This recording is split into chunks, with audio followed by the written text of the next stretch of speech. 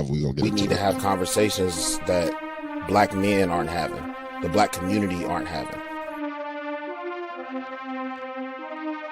This came from so many conversations Brandon and I had. He asked me if I wanted to be a part of it, and I was just saying, yeah, let's go, let's do it. We already having conversations that normal black people don't have on an everyday basis. We become more than friends. You can make millions. Excuses. You can't do both. Shit, self-improvement is the key. Whatever you do it great so they can't work. Normal Convos Pod. He put his tongue all in.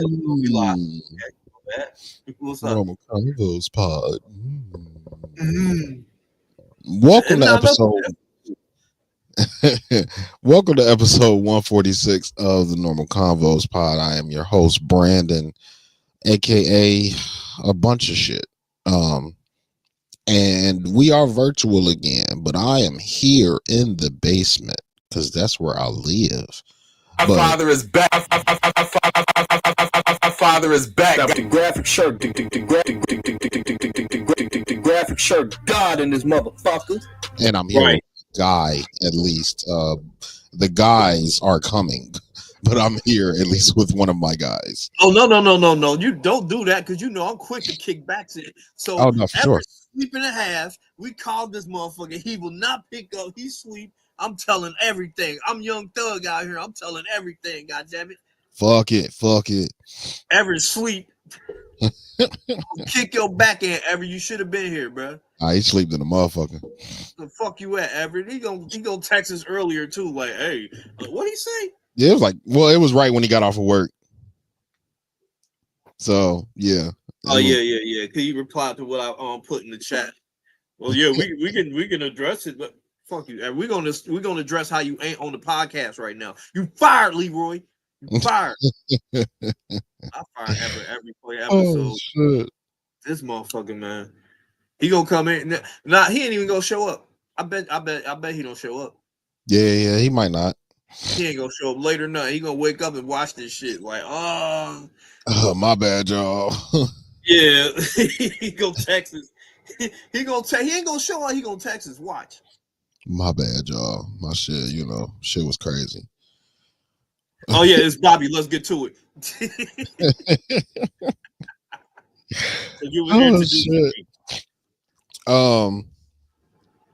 Let's go straight into. Do you want to go? Oh no. Well, shit. I guess I actually got weekly updates. I got shit to actually update people about. Okay, then shit. How was your little 2 weeks? It's been a quiet couple of weeks actually. But here, the first piece,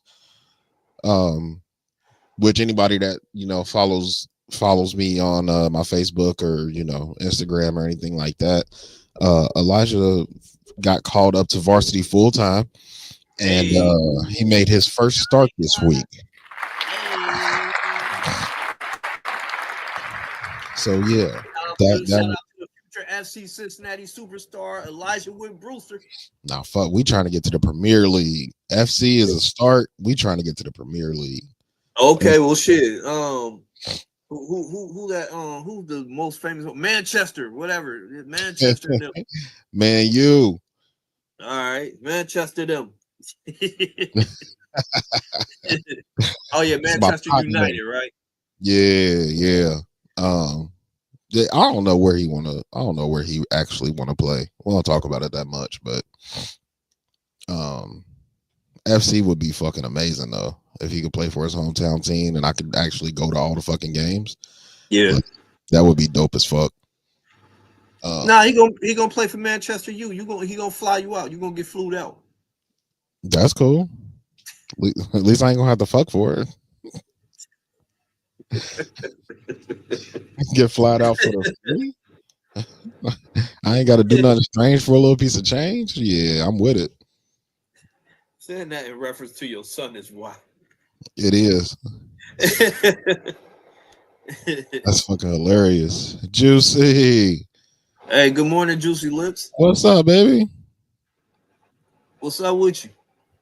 I just got 2K just dropped last week, man. I made me a little build. I gotta get back to streaming. And I gotta get back to my Discord too. Well, not my Discord, but the Discord I know Juicy from. Okay, yeah. So shout out to them for sure, because they definitely be holding down when niggas actually stream and show support and all that type of shit. They do the same thing. So hell yeah. Yeah. Shout out to Smack Talkers. Hey. Yeah, I've been MIA lately, Juicy. I ain't even gonna hold you. I've been MIA. I done had so much shit going on. I ain't streamed in a while. I ain't watched nobody stream in a while. I know for about a good 2 months or something, I was supporting super heavy, and you know what I'm saying. The community was supporting me, and then life the fuck out of me. I ain't touched my Xbox and shit. It's been about a month since I touched the game. But hey, Juicy, don't let him gaslight you. Kick his ass out the group then. Fucking kick him out the group. Don't let him gaslight you like that. I mean, that's fair. That's absolutely fair. he love bombed y'all Discord. Nah, and that what's so funny is that's how Smack Talkers work. Like, if you don't support, you not part of the community. You know what I'm saying? Like, if you ain't then you really got to get kicked out. Yeah, like, and if they kick me out, I wouldn't feel no way about it. Like, I know I ain't been supporting, but I also ain't been streaming, so ain't nobody been supporting me. So it's like, you know what I'm saying? It go back and forth. Like, look at the manipulation. Look how he just flipped it back on you. I ain't been streaming, so they ain't been supporting me neither. Well, yeah, but I don't put that on them. I put that on me. So I ain't really trying to blame them for not. Yeah, he is. You a hater, nigga. Anyway, also in the past couple of weeks, I got bit by a motherfucking dog. A stinking ass filthy dog. Show off your arm. Show off the bite. They healing up now, but that's where is it? There it is. God damn. Yeah. He bit the shit out you. And then the other one is the other one on the front of my arm. It's kind of hard to put that on camera. Okay.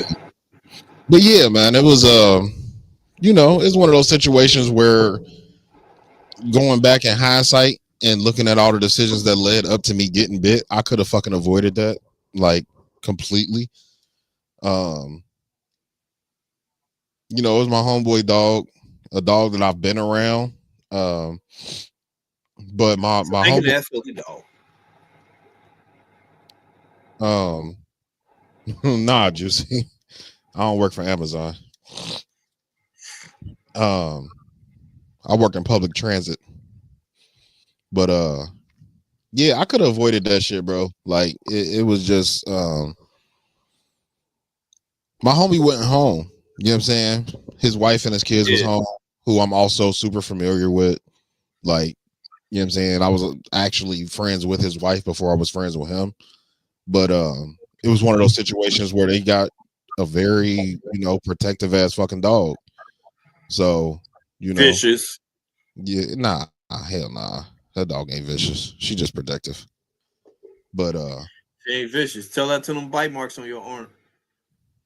That's a normal dog reaction. But so I put it like this, Bobby. I know. I'm just giving. I know. Shit.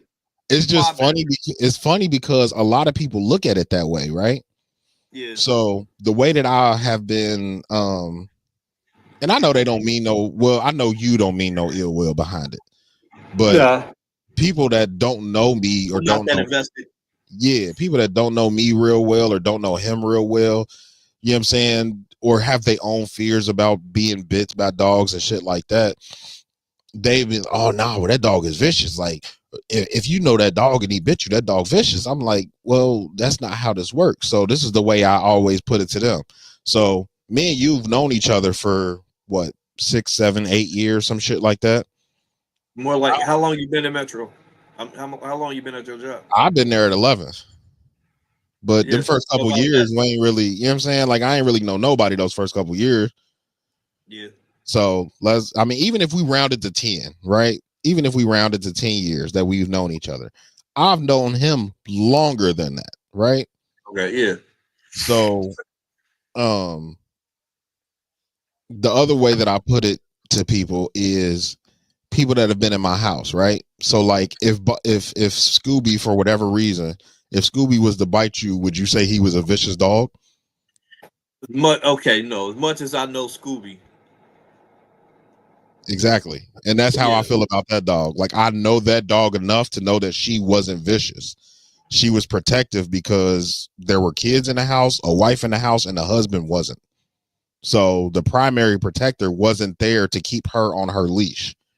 Right. And, you know, there was somebody at the door. Whether you know me or not, there's somebody at my door, and the protector ain't here, so I got to protect. So it was just one of those I get that. situations. But if Scooby ever bite me, I'm going to kick the shit out of him. I mean, that's fair. I love him, though. I'm going to kick No, the shit fact. out of him. You Don't try to get me put down. as you should. We'll punch his ass right in the nose. Yeah, absolutely. And that's fucking fair. Like, my dog bit you. Like, you better protect yourself, nigga. Like, right. that is a wild animal. You don't just let that nigga kill you because Scooby he's is not wild at all. But yeah, that's how I've been presenting it to people. I was like, nigga, I've known the dog no longer than I've known you. Like, people at work, like people that saw the bites at work, they was like, oh nah, you need to sue that nigga. I was like, man, I've known that dog longer than I've known you, bro. Like, I'm not fucking suing my one of my friends over a dog bite that wouldn't. I mean, it could have been serious, but it wasn't. If it was more serious and I had to have like surgery, or I had lost like dexterity in my fingers or some shit like that, you know what I'm saying? Or got rabies. Yeah, like if it was serious, then all right, me and homie gotta have a conversation, because bro, like, your dog bit me, but it did damage. Like, and now I gotta suffer that damage. Then we gotta talk. For your dog to bite me and I just got 2 little wounds, like, come on, bro. Like, I'm not taking you to court for that shit. So, but yeah, I went 37 years before my first dog bite. Damn. So I'm proud of me. I almost lasted 40 years with never getting bit by a dog. And to keep it a buck, it has made, I understand why people that have been attacked by animals are scared of those animals. Where I'm not like scared, or, you know what I'm saying, but when I meet a new dog, there is a new level of cautiousness that I use when I approach animals that I don't know now. Yeah. Like, even though I knew that dog and all that type of shit, like, when I see a dog that I don't know, like, there's a new level of cautiousness that I use. So I definitely understand how, like, I know people that won't even come in my house because they got attacked by cats when they was younger. Like, and then I got a lot of cats. Right. And then I know a bunch of people that are just definitely afraid of dogs. Like, if a dog run up on them, like, good nature or not, they will jump in your fucking arms. Like, I know people like that. So I could definitely understand the fear that comes along with it if you've been attacked by an animal before, but it wasn't that fucking serious to me. Like, I got bit, I bled, I went to the doctor, they gave me antibiotics, and the shit. I'm less mad about the bite, more mad that he fucked up 2 of my tattoos, and one of them is my new one. I'm more mad about that. Yeah, that's the one.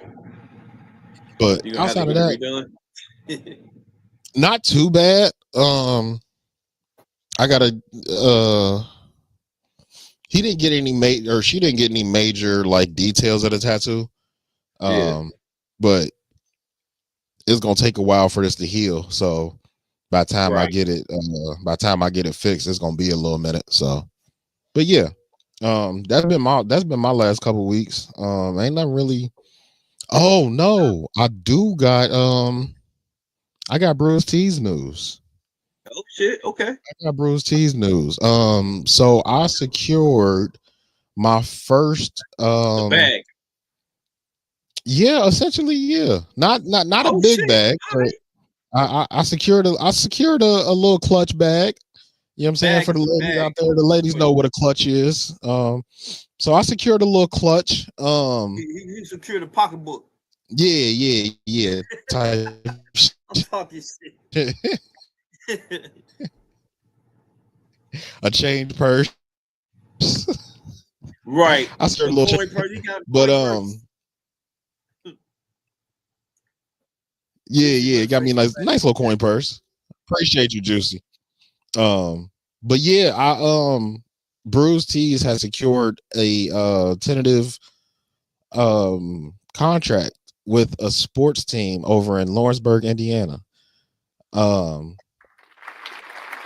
So you know what I got going on right now is a softball team, and anybody that knows me, that knows Bruce Tees, we kind of thrive on word of mouth. Obviously we do our online promotions, and we've done vendor events, and all of that type of stuff. Shout out to anybody that's ever ordered from Bruce Tees and told us or told somebody else about us. But this was that. It was word of mouth. One of the kids that Elijah plays soccer with on the traveling team, on our spring team, Right. His mom and dad we're super cool with. You know what I'm saying? Hang out with outside of soccer, all that type of shit. They done been to our house, we done been to theirs, all that good shit. Yeah. But their daughter is on a softball team this year, and Okay. it's a brand new softball team, brand new coach. And they had, like, the way that they get their jerseys and all that type of stuff has to go through the school, which I'm completely okay with, but they didn't have an option for like a swag site to get all of the parent swag shit, because of course as parents we love to support our fucking kids, Of but course. they didn't have an option for that. So she put the bug in the coach's ear, like, hey, I know a guy that does custom fucking everything.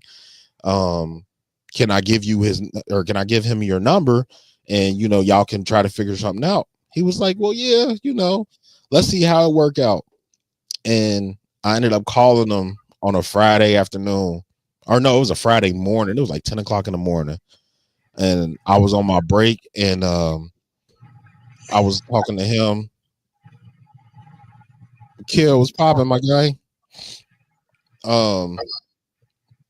And I was talking to him, and I was like, well, hey, where you want to start? And he gave me the rundown of how he wanted to do it and how long he wanted to run it and all that type of stuff. And I was like, all right, cool. Well, let me put them together. So what I ended up doing, for anybody that potentially has anything that they would like to sell, or like a swag pack for, or custom stuff with your or if you have a business and you have that you want to get sold, this is the way that I do it. I can't speak for any other custom company, but this is the way that I do it. So what I did was I created a page on my site at bruisetees.com. I created a page on my site, and everything for that sport, for that softball team, is on that page. Everything that they can buy. So they have a whole swag site dedicated directly to them. So there's no, hey, anybody that's kids have been a part of sports, the way it usually goes is, hey, these are the order forms. We'll see you in fucking 3.5, 4 weeks, 5 weeks to get you your shit. Right. Like, that's usually how sports teams go. We'll see you when the fucking season over with. Yeah. So the way that I decided to set it up was to just put it out there and run it the same way I run Bruce Tees, which is order the shit whenever. Everything is made to order. So put the site up, run it the same way I run the business. It doesn't take any money out of my pocket. It doesn't take no money out the coach's pocket. You ain't got to pay for nothing up front. I ain't got to pay for nothing up front. Shout out Trey. What's going on, my guy? Shout out Trey. What's up, my guy? But yeah, and he fucking loved it, bro. Like, he loved it. And we got off the phone and he ended up texting me like an hour and a half later. He was like, hey, I just wanted to say thank you. I was talking to my wife. I was telling her about all the stuff that you wanted to do and how you wanted to do it and da da da da da. And she's super excited and I can't wait to see the site. I can't wait to see what you come up with. And then I took the weekend and I designed everything. I did all the mock-ups. I did he let me recreate the logo that they have for the team. He was like, make it as close as you can to this, but redo it the way that so it could be custom made for the team. And so I did that. So I created another logo, and then I created mock-ups for everything that we're selling on that site. Okay. So, long story short though, super long story short, or long story longer. Yeah. But yeah, he ended up, we did that over the weekend, over Labor Day weekend, actually. So this is brand new. So over Labor Day weekend, I got the site together, put up all the graphics, did the mock-ups, put everything on the site. And then Monday afternoon, I launched the site. And I think they had practice Monday night. And Monday night, I had like 3 orders from the team. So it worked. Like, this is one of those things that, when I talk about Bruised Tees and when I say where we want to go and how I want to do stuff and what I'm looking for, like, this is the beginning of that. For the people that follow Bruised Tees for a while, a couple years ago, we had the same opportunity with a different school in Ohio, and it didn't work out. It didn't pan out. I did the exact same thing and nobody ordered anything. But this, I will say fuck that school, but I'm trying not to be mean today. Yeah, well, and that's the good thing about it is I could still work with that school in and of itself again, because the way that, like, creating the swag site, it's not directly linked to the school. You know what I'm saying? It's for the parents. So if the parents don't spend the money, I can't blame the school for it. You know what I'm saying? So it's not really killing the relationship. If it was made for the school and the school didn't do shit, and then it could definitely be fuck that school. But I made this for the parents, and the parents had a link to be able to go buy their kids shit and didn't buy nothing. So it's like, all right, cool. Well, y'all didn't want to buy nothing. I can't really judge the school on that. So it kind of makes it a little bit easier to, not have those hard feelings towards that particular school. Okay. But yeah, that's Bruised Tees news. We moving up in the world. Big Bruised Tees. If any of y'all kids, and for the people, Mikhail, Juicy, if y'all know anybody in y'all cities, y'all states that have sports teams or small businesses or, organizations or whatever the case may be, I do custom stuff. So there's no rhyme or reason, or like, I ship all over it, anywhere can get it, basically. So yeah, like I said, I thrive off of word of mouth. So, Bruised Tees, bruisedtees.com. That's the easiest way to get a hold of us. And my business number is 513-601-2809. That's always easy. Text me, call me, it's whatever. But yeah, that's it. That's it for me. I definitely had to get that out though. I've been waiting to tell people about that. As you should. Round of applause for you. Thank you. Big Bruised Tees. Big Bruised Tees. You want to get into this dilemma? Oh yeah. Yep. All right. Let me see which one I picked. I got a good one. Is it this one? No. Oh, did it not save? That's fucking stupid. So we're gonna do one, but the one that is not here. It's probably got deleted. So we're gonna do 2.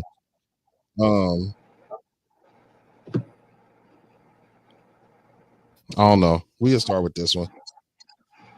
You get $10 for every inch you travel naked. The challenge begins the moment you accept. You choose the time and the place, somewhere inside your home. From that starting point, every inch you put between yourself and where you began is worth $10 in cash. A short walk across your living room could already earn you thousands. A journey across town could set you up for life. And if you pushed yourself across the country, you'd be looking at wealth beyond imagination. The payout scales endlessly, but so do the risks. The rules are absolute. First rule, you must remain fully naked from start to finish. The only exceptions are shoes of your choice, as long as they don't rise past your shins, and a wallet to carry identification or money. You cannot use blankets, towels, or clothing to cover yourself. Your hands and arms are the only cover you're allowed. Second rule, you must decide how far you plan to go before you begin. Once you set that distance, you can't stop early. If you quit before reaching your chosen goal, you receive nothing. Third rule, distance is calculated as the shortest line back to your starting point. You can't pace back and forth to add extra length or circle blocks to inflate the payout. Only the straight line gap from where you began to where you end counts. Fourth rule, you must move entirely under your own power. No riding in cars, no skateboards, no bikes, no being carried. If anything other than your body moves you forward, the attempt is invalid. Fifth rule, if you fail by being forced to cover up, stopped by the police, or caught breaking the rules, your attempt resets. You can try again, but your original remains locked. You cannot lower it. At first, it sounds like easy money. A quick stroll could net you a small fortune, but greed tempts you to aim higher. A long march through city streets could mean a payout greater than most people see in a lifetime. An epic trek across the land could mean riches beyond belief. So the offer is clear: $10 for every inch you travel naked. No shortcuts, no disguises, no safe escape. How far do you go before you cash out? You get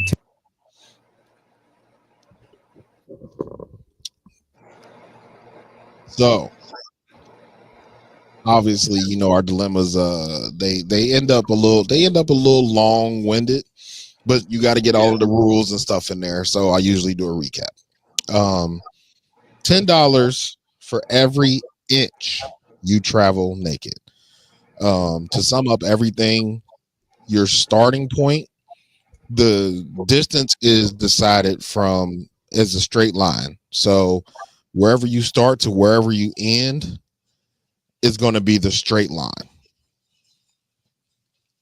which is crazy. But because, you know, when I first heard it, I was like, oh shit, I'll just take a walk around a block real quick. Like that's a bunch of inches, bro. I'm gonna be rich by the time I get back to the crib. Right. But they said a straight line. So in the end, obviously you can cover yourself with your hands and your arms for, you know, the women with breasts. You can cover your boobs, you can cover your vagina. Men, you can cover your junk. Like, so you're gonna be naked, but you can cover everything that you don't want people to see. Right. And then the other one was, if you get caught by the police or for whatever reason, you can restart, but your end point is still the exact same one. You can't shorten it. So the question is, how far do you go? And you can start from anywhere in your house. So first off, do I take the dilemma? That's fair. Yeah, because caught by the police, like, what you getting caught for? Just being lewd or whatever. But yeah, what if your straight line takes you past the school zone or some shit? Now you're a sexual offender. Yeah, so, that's if you get caught though. Okay. Yeah, you're that's right. If you get caught. Like, if you don't get caught, then, and the fucked up part about that, if you do get caught, you can restart from your original start point, but you have to go the same exact way. And you can get re-caught at that same exact and just keep restarting. Yeah, so it's a never-ending cycle. Yeah. I'm not sure. I mean, I have to be really, I take it, but I have to be really, really, really careful about my route. I will have to really. And like for me, what made it so cool of a thought is that even for those people that are like super shy or people that are not okay with nudity or, you know, shit like that, you could just walk through your house. You know what I'm saying? Okay, yeah. But it gotta be a straight line though, right? It doesn't have to be a straight line, but how they're gonna calculate it is in the form of a straight line. Okay. So let's say like my house, right? Yeah. The two opposite ends of my house are in the office, in the corner of the office, and then the corner of Elijah's room in the basement. Those are the two absolute corners of my house. So obviously I can't walk that in a straight line, but they would calculate it from corner to corner, if that makes sense. Yeah. So, for the people that don't, that don't think that, hey, I don't want to go outside naked. Cool. Walk from one corner of your house to the exact opposite corner of your house. You're not going to make a whole bunch of money, but that's a bunch of inches. Like this this ain't feet. This is inches. So you gotta think like, and it don't have to be in a straight line. It don't have to be in a straight line, but wherever your end point is, they're going to calculate from your end point to your start point in a straight line. I know exactly what I'll do. Let's hear it. I'll go to that Mercy Health Trail over in Bond Hill or whatever, where the old Showcase Cinema was. There's a walking trail around that building. It's a mile. Every time you go around, it's a mile. Okay. I'll just do that over and over again. Well, that was one of the caveats. It don't you can't circle blocks, like circling blocks and pacing back and forth don't count. Oh, damn it. So I can't do a walking trail. He's stupid. What's up, twin? You could do a walking trail, but you would only be able to do it once. Okay. And you would have to do the whole thing naked, and you would have to pick your starting point and pick your ending point ahead of time. Okay, cool. I know the one I do. I'll do the run in this player trail over on Montgomery Road. Walk down to Paxton and walk back. Oh yeah, that's a decent little walk. 3.6 miles. Yeah. What's that in inches? Okay, hold on. Look, we can figure that out. Hold on. How much is 3.6 miles in inches? That is 228,096 inches. So hold on, you said 228,096 inches times $10 per inch. That's $2 million. 2,280,960. That's $2 million to walk that 3.6 miles. And back to the rules. If you get caught, you can start over. And then having your start, like just walking past people, walking past people wouldn't bother me. $2 million though, that's a decent amount of money. Yeah, I'll take it. A bridge, okay. Which bridge though? Yeah, to get the most out of it, you should pick a decent sized bridge. The Golden Gate Bridge, I guess. Then shit. Purple People Bridge. No, that ain't long enough. Pause. I'm googling it. I thought about some bridges, but they don't go far enough across. The Purple People Bridge is half of a mile. Exactly. A walking trail is longer than that. Yeah, for sure. I don't know. It's a weird situation. Getting paid in inches instead of feet definitely would tempt me to take the deal more than anything else. What is the longest bridge in the United States? Woohoo! Ooh, the Lake Pontchartrain Causeway is the longest bridge in the United States and the longest in the world that runs continuously over water. The causeway consists of two. It's almost 24 miles in length. That's where I'm going. Bro, I don't know if I can. I don't know if I can walk 24 miles, bro. Walking 24 miles is crazy. Medium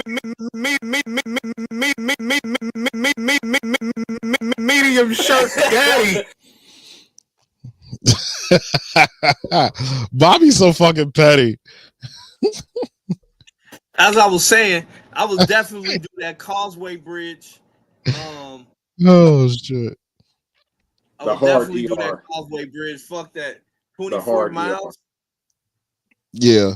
So Mufaro, I don't know if you caught the plan of the dilemma, but you have to pick your endpoint ahead of time.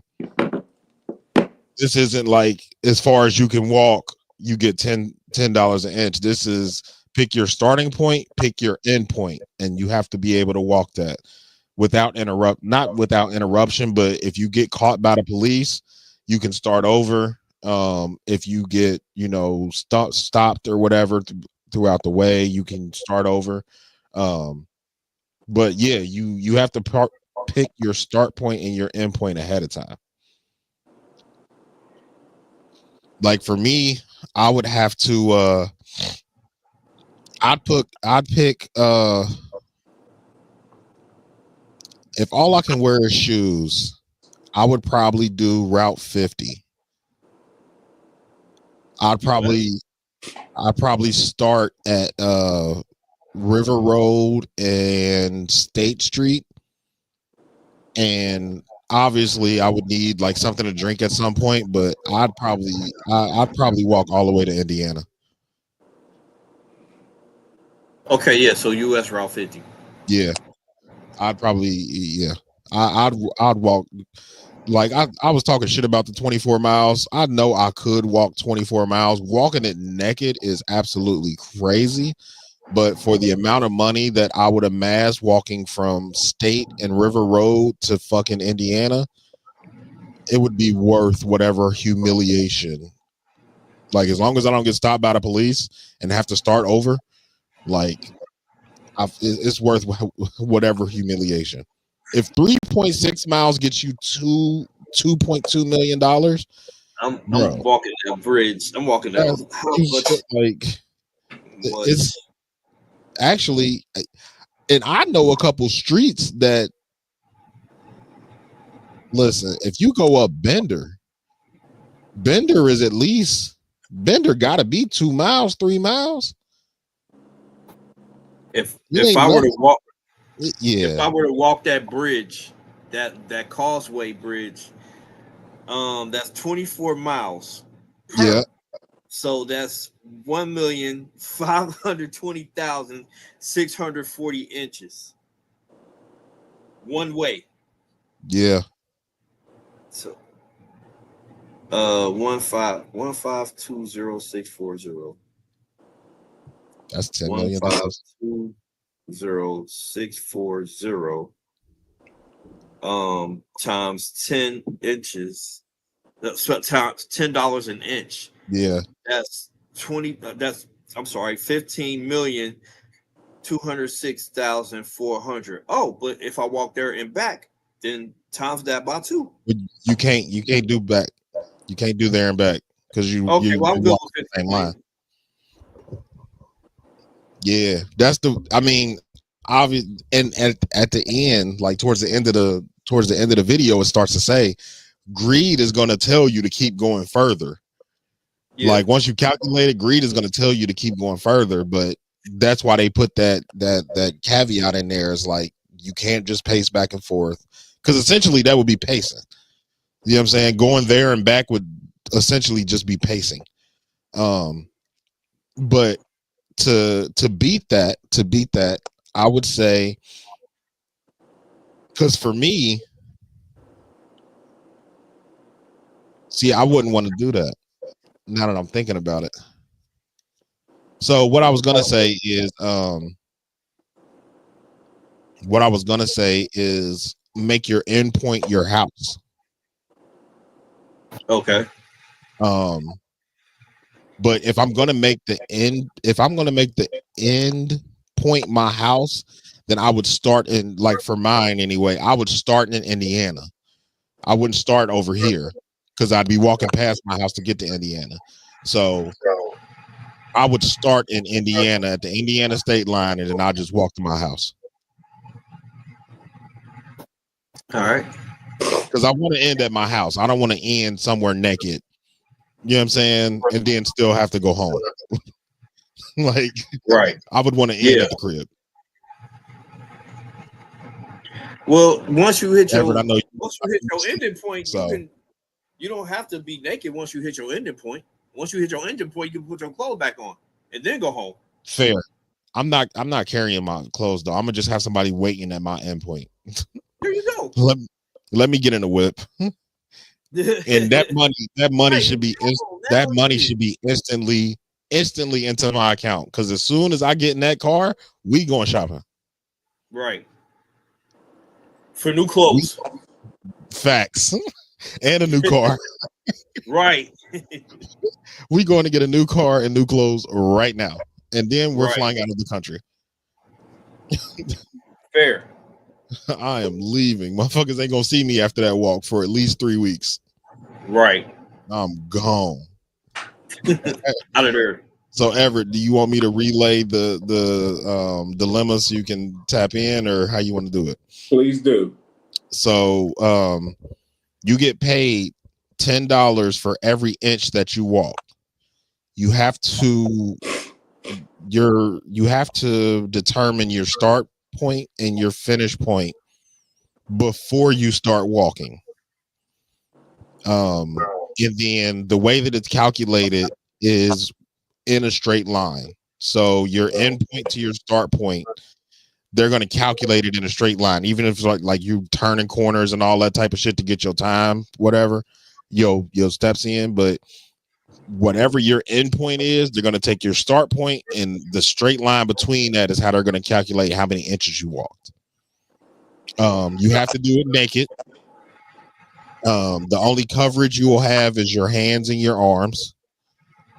If you get stopped by police or held up for any reason, you can start over, but you can't shorten your end point. You can wear shoes though. Yeah, you can wear shoes. Okay. What was the other rule? There was another big rule. You can't like walk around a block and try to get more steps, or pace back and forth. Like if you just pick a line of 10 feet, you can't just keep going 10 feet back and forth. I don't get that because it's still walking. But but it would defeat the purpose. Because for me, I mean, the way I look at it is,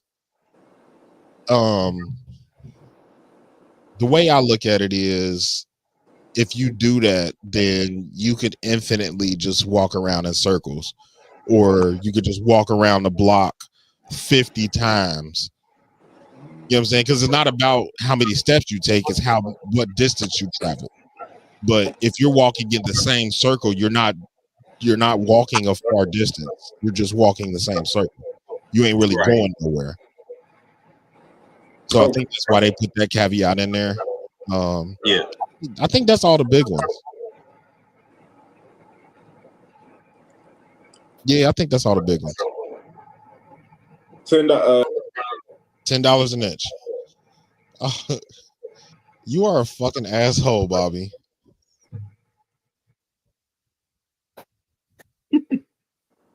$10 an inch. I'm probably just going to do about 2 miles, and we'll just kind of call it even there. 2 miles. Do you have any 2 miles that you could think of? Because Bobby said there's a trail over by Mercy. Well, no. Well, yeah. If you can't because that's a circle. If you can't do that circle, then I'm just doing the run. The running is player trail from Montgomery to Paxton and back. Yeah, because you don't want to do a circle, because a circle ain't gonna let you nothing.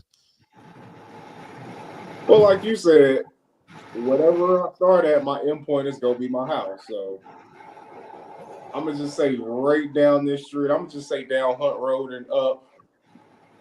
Yeah, down Hunt Road and up. And that's the other one. You can't just if you walk one way.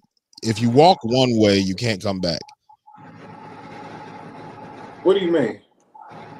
So you would have to start at the end of Hunt Road. You'd have to pick a point at the end of Hunt Road and then walk to your house. You couldn't start at your house, walk up Hunt Road, and then walk back. It wouldn't count because your start point would be your end point. Okay. So you'd have to start at the end of Hunt Road and then walk towards the crib. Okay. Whatever is 2 miles away, I'm gonna start there and end off at home. That should be enough. You doing that math, Bobby? What did you say again? He said 2 miles. It's 126,720. So that's what, a mil? Yeah. 126,720. That's it. Yeah. 126 times 10. $1,267,000. $1,267,200. It's tax free. They didn't say it, but let's say it is. For you, no. Let's say it is for dilemma's sake. That should be enough. Yep, I'm cool. Yeah. 2 miles ain't bad. 2 miles ain't bad. I would try to get I would at the very least, if I'm going like, all right, cool, I want to at least walk this. I want to at least walk 5 miles. And just put me on River Road. I don't care where. Just put me on River Road. And anybody that's driven River Road is a straight fucking line. Like, it's got twists and turns, but River Road is a straight line. US 50 is a straight. It goes along the river. Yeah. So just put me on River. I don't care where you put me at. Just drop me somewhere on River Road, and I want to at least walk 5 miles, and then pick me up wherever the fuck that 5 miles ends at. Okay. Yeah, I mean that sounds like that McDonald's in Cleves. Yeah, if I start from the bottom of my crib, yeah. Or I walk to that Kroger's. That Kroger's on 128. Whew. Walk from there to the crib. That's a good Kroger's in years. That's a good little walk. Do you feel like you need to get paid for like the humiliation of it, or you just want to kind of? I think the 10% or shit. I think the $10 an inch is more than generous, because with most of our stuff, it's like how many miles you've driven or how many feet that you go, or shit like that. Paying me in inches, like, bro. I mean, you got to think.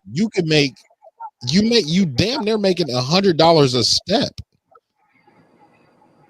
Like, just taking a step will get you at least $120. Let's just say that your steps are 12 inches apart. Every step you take, you get $120. So paying me in inches, I feel like that is worth the humiliation of walking naked. And I can cover my dick the whole time. Like, What'd you say? I can cover my dick the whole time. I'm having mine out. Wait, Brandon, why you covering up? I thought you liked being naked. I do like being naked. It's still humiliating walking around naked on soft. Man, I ain't walking around with my dick open. Hey, walking around on soft, humble everybody. I swear to God, bro, I don't care who you are. I don't care if you're a grower or a shower. If you walking around on soft, nigga, it's going to humble you. It's a trade-off. Walking around hard is absolutely crazy. Right. How are you doing? Right. Thinking about the money make my dick hard. How about that? Oh, I know what you're listening to while you walking. I know what you're listening to. Oh yeah. I can't listen to my smut books while I'm walking. I'm definitely Say he had him hard on the bus. Oh shit. But yeah, I think getting paid in inches is worth the humiliation. Like even getting paid in feet is worth the humiliation. Like $10 a foot still ain't a bad, you know what I'm saying? That still ain't a bad, that ain't a bad combination.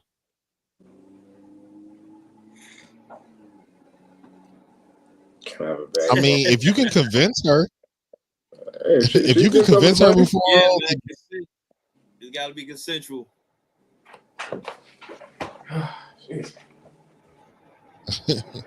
Nah, facts. Trey said, "Walking around free, yeah, free balling." Chris was popping. Yeah, I think that's worth Everett the. just got here and he over here trying to leave already. Fucking bring your ass back here, Everett. Unmute your mic when you get back, nigga. Nobody will hear you blow your nose. I think you ain't have to kick him out. Still gotta. Okay, I guess. Maybe I'll be nice. Yeah, $10 an inch is definitely worth the humiliation. I don't care what nobody say because I know what I'm getting at the end of this. Like walking from 128 to my house and getting, you know, close to $5 million or more off of that. Yeah, that's worth it, man. That's worth it. That's so worth it.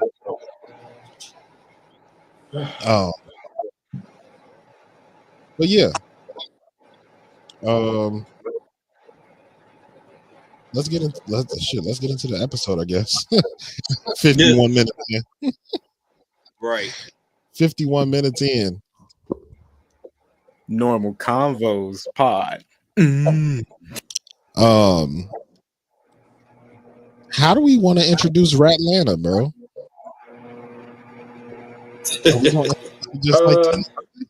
I wish we could play that one thing that I just sent in the group chat. Ratlanta, Georgia. Ratlanta. Let's get into Ratlanta. You know what? Atlanta's known for a lot of things. Terrible BBLs, homosexuals, scammers. It tends to be the black Dubai, as they say. Damn. Atlanta is the only city like it. You will find no other city like that in the U.S. and which makes it unique to Negroes. So now, you know, unlike other terrible cities, i.e. Memphis, we now have a new thing to add to the feather in the cap of Atlanta, which is get your hand off your mic. It's telling. Right? You was muffled. I was telling you to get your hand off of your mic. I'm not on the mic. Okay. Can you hear me? Yeah, I hear you. Well, we have another shitty southern city. Atlanta is now Ratlanta. Everybody telling. If you haven't heard, Young Thug was on the phone telling. He was everything. Chatting. Yeah, girl. Yeah, girl. Yeah, he was locked up. He was telling. He was telling. Telling like a motherfucker. I've never seen anything like this. I listen to near everyone.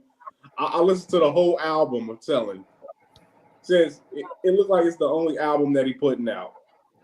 So, in case you haven't heard, Young Thug got called on the phone. They leaking his calls.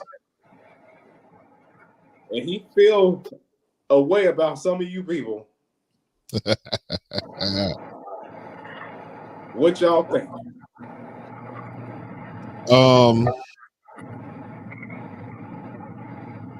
I think that it is absolutely hilarious that these niggas keep talking on jail phones thinking that they not getting fucking recorded. Let's just start there. The amount of information over the past, let's say 15, 20 years that we have gotten from these jail phones, like we going all the way back to like Aaron Hernandez, the shit that he was saying on jail. That's a good one. We going to Joe Exotic, the shit that he was saying on jail phones. Like we getting so much information off of jail phones. Like like when you pick up the phone, they literally tell you. Like they shouldn't even have to tell you. This call is being recorded. You are in jail. They shouldn't even have to tell you that this is being recorded. Like I think that there is a very clear and present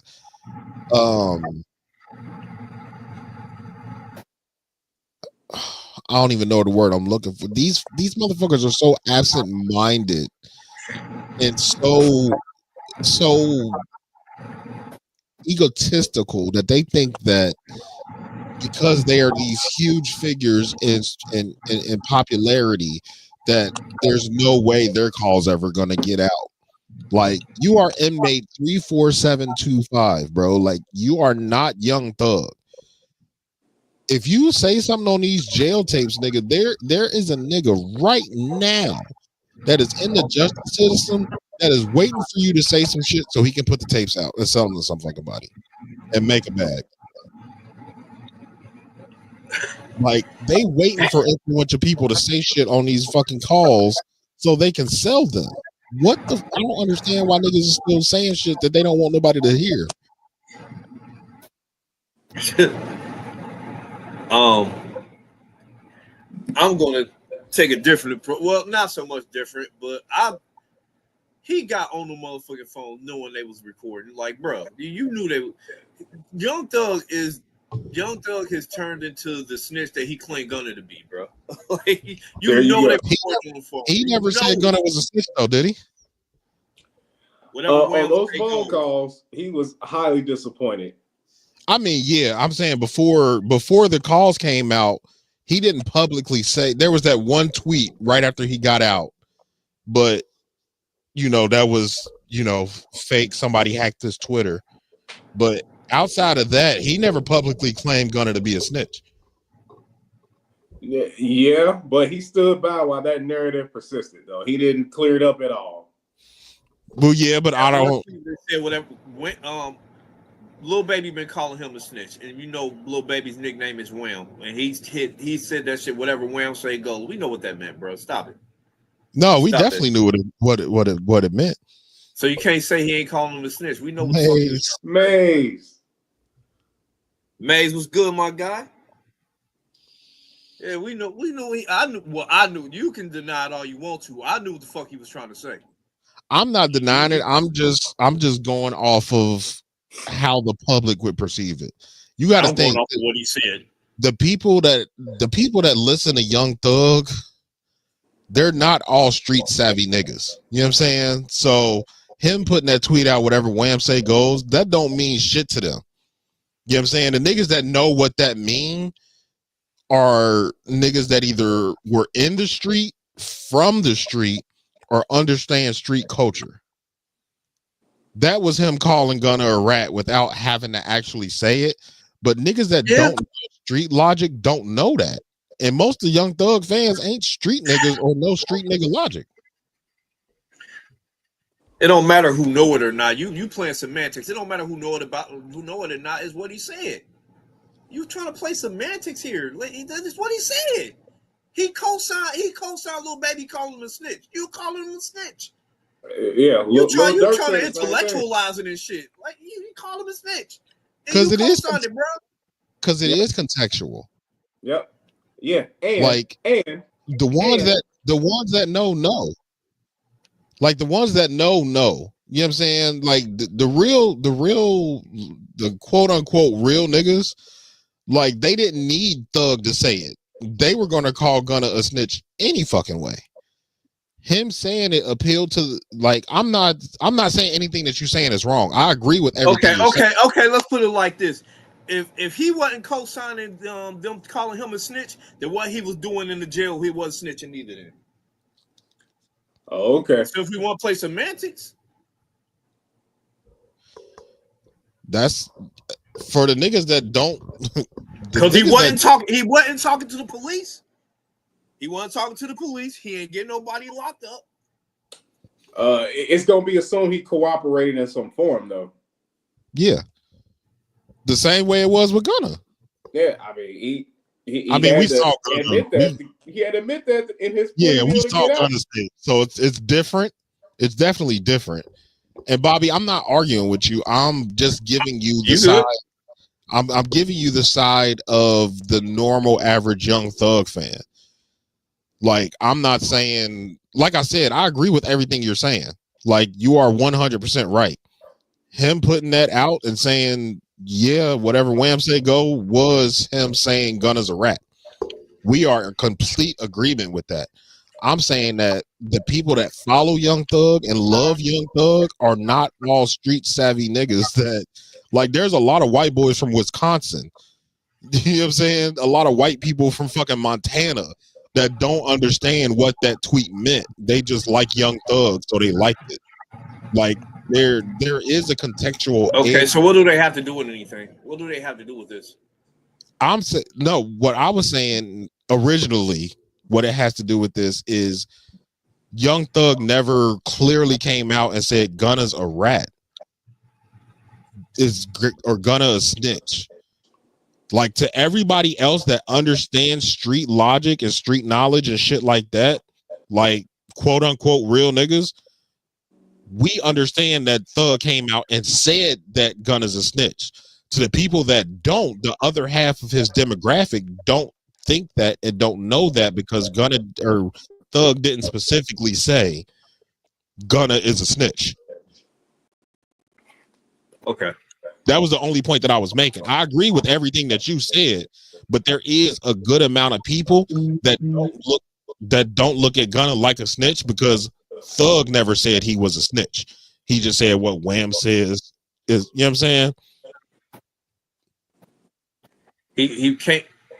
You right. Yep. I don't want to argue with you, Bobby. And we're not. Pod banter, right? What does Chris say?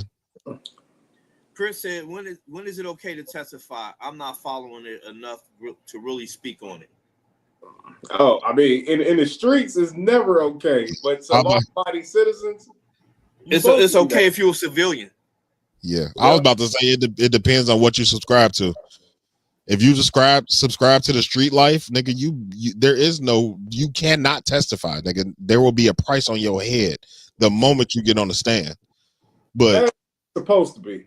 Well, yeah, supposed to be. Because I mean, we not wishing death on nobody. Don't construe it that way. But 20 years ago, Gunna wouldn't have made that comeback.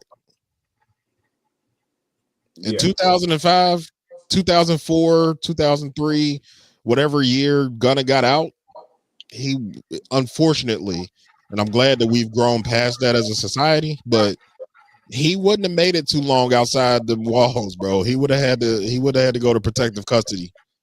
Nigga, you cooperated, bro. Like, nah, nigga, we got a set of rules that we don't go back on. And you went back on them rules. So yeah, you can't breathe air no more. Yeah, but nah, slime. We slime now. We slimy. All the slimes. Yeah, Nickelodeon. slimy. Yeah, slime awards. Yeah, so y'all know what they mean by slime, right? Like sliming your partners out. I'm a civilian. I'm a civilian. I don't know. You know what? I don't know neither. You right. I don't know neither. This nigga shit. I don't know. Nigga, I pay my taxes. Yeah. Yep. Exactly. I'm calling the police if anything happens. I swear to God. I have no shame about that. I am calling 911 and I am getting on the stand and I'm pointing directly at you, sir. It was him right there. It was him right there. Yep. With the bandana and a tattoo on his forehead that say "fuck you." It was him. Yep, absolutely. Come his get name this is person. Darius Jones. Like we thought his name was DJ. No, that nigga name is not DJ. His name is Darius Lamar Jones III. Yeah, that means I don't need that McDonald's. I ain't hungry. What else you want to know? He lives at 4500 First Street, 45272. His mother's name is Meredith. Meredith. She sell dope, true hair, and babysit all out the same house. His Meredith. dad's name is Darius Lamar Jones the second. He is wearing a black hoodie with a bandana. It was 2:45 in the evening. It was him right there, Your Honor. Can I go home now? We done here? My wife and kids are waiting on me. Yeah. And that's what you're supposed to do. Hey, you ain't claiming to be something else. You're not like, oh, I'm in the streets, I'm thugging, no snitching, and did you do that? Oh, we have a problem. But yeah, that's a completely different problem. And the problem is gonna get caught up because he wasn't in deep with them niggas. He was there just to make music. He wasn't there to be all slimy and nose wiping and snakes and all that shit. He was just there to make music, make his little tunes, and he fucked around, got caught up with real street shit. It's like, nah. That's not what I'm here for. Yeah. That's not what I'm here for. But that plays towards the music industry, the music industry that we knew versus the music industry of now. Because the music industry we knew, you never knew the street niggas that co-signed the niggas that was making the music. Now the niggas that's making the music are the street niggas that's co-signing the niggas that make the music. Like the street niggas want to be fucking rappers now. Like that was not a thing back in the day. Like you was never doing both. You was the silent partner. Like nigga, don't even say my name on none of your records, nigga. Like I don't even need niggas knowing that I'm the one that's funding you, nigga. Don't say my name. Now these niggas coming out and screaming their own name. Yeah. So it's just a different culture of how music is being put out, and the shit that's happening behind the scenes is all different than what our era is used to. Like this new era, this ain't new for them, but the way our era was brought up, this is completely new to us. Like the street niggas ain't supposed to be in the front lines, and when a street nigga get caught, it's never front page news because we never knew that nigga was co-signing fucking Wayne or T.I. or whoever the nigga was. Like we didn't know this shit. And they weren't trying to be on camera. They weren't trying to be heard. They was trying to be in the background. Exactly. Making the money, and that's it. Like I want to profit off this shit. Got who was it? Webb and Nitty and Skate. Webb and Nitty. I do not know what they look like. At all. That's all I know is their name. Yeah, I mean we've seen them. I have, but you seen them? I haven't. Yeah, I couldn't get niggas out of a lineup at all. You're not supposed to see. I'll tell you what, they sounded like nothing. Yeah, it's like Jay Prince was that way for a good 10, 15 years. For a while, yeah. For a while, didn't nobody know what Jay Prince looked like. We just knew the name. Yeah, he was the boogeyman. Yeah. So, I mean, it comes with the territory nowadays. Like, the street niggas want to be involved in everything. So, I mean, it kind of is what it is. It's just, so I guess I got two questions for y'all, right? Okay. One, we all kind of touched on it already, but one, pause for sure. Is snitching not as big as a deal as it used to be? Is the first question. And then the second question would be, in this situation, would you rather be thug or gunna? For that first question, you would have to ask a street guy. I don't know. For that second question, well, from outside looking in, we're civilians. At the end of the day, all we can do is talk about what we see. We don't know what the experience is, but we can talk about what we see. Okay. Well, as civilians, that's just called passing along valuable information. Would I rather be thug or gunna in this situation? I'd rather be gunna. He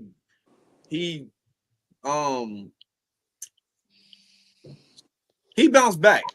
he bounced back. He's making great music. I haven't heard any of it, but from what I hear, he's making amazing music. And his reputation ain't. Gunna is the epitome of just make the slaps and it'll go away. So, Yeah, that nigga he came back with fucking slaps. He pulled the R. Kelly move. He pulled the R. Kelly move. You know, I don't mean to compare him with R. Kelly, like, you know what I mean, the shit ain't the same, but yeah. But the impact, I see what you mean. He made the slaps and the shit went away. Yeah, I'm with you. So for me, I agree with you on the Gunna side. I would rather be Gunna too in this situation. So I'll dive a little deeper on the first part. We have multiple accounts of niggas just flat out snitching and coming back home and living very productive lives. Yeah, If they don't see the same limelight that they had before, they are breathing. Let's just say breathing. I don't even care if they doing good in life or whatever the case may be. Niggas are alive. In the 80s and 90s and, you know, parts of the early 2000s, nigga, you wouldn't even make it out the courthouse for real. Like, niggas would, I don't think people, not that people don't realize it, it's so far, like, that was 30 fucking years ago, 40 fucking years ago. You know what I'm saying? It's so removed that people don't really remember if you wasn't there or you don't have people alive to tell you about it. But in the 80s and 90s, nigga, if a nigga found out you snitched, like, that was the end of you. It's over. Like, it's over, bro. You can't even go back to your hometown. Like, and that's if they let you live. If they let you live, you can never go home. You at exile. I got a question about your first question, Brandon. What's up? You said does snitching not have the consequences it used to, or does it mean as much as it used to, right? Right. Do you mean in the streets or in music? Oh, that's a good one. That's a good one. I guess for this conversation, it would have. It is a good question, but for this situation, both are involved, so I wouldn't even know where to lean more towards. Because I would say for this conversation, it's music based. Well, musicians. The only reason I say that is because we all remember fucking 6ix9ine. Yeah. We all remember the 6ix9ine shit. Like, but he was a musician. He wasn't really a street dude. He was caught up with the street dudes. But we just like Gunna. We didn't know that originally. Originally, like, we didn't know the background story behind 6ix9ine. You know what I'm saying? When that Whether came, or not, don't change the facts. The facts as of now, you're talking about hindsight. I'm talking about while the shit was going on, right?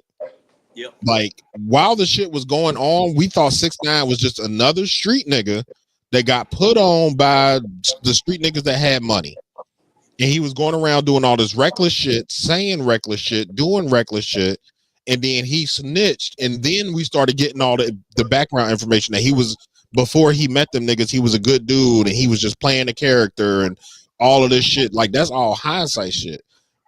And then if you fast forward to this situation with Gunna, up until Gunna snitched or, you know, ratted or whatever the fuck you want to call it, or just being a model citizen, like, in his words anyway, well, when that situation first happened, everybody was on team Gunna's a rat. Everybody was. Yep.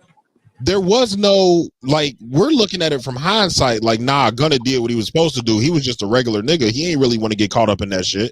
But when the information dropped, everybody was on team. That nigga's a rat.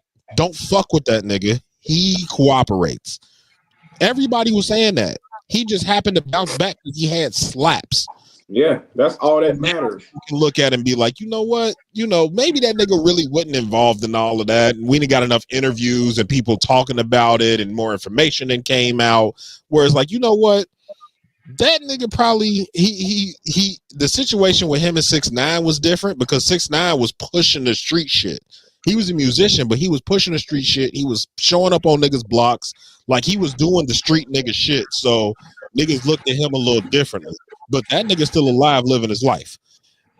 With the Gunna shit, it's like once his information came out, niggas was like, you know what, Gunna might not have really had nothing to do with this shit. Like maybe we judged him a little too harshly.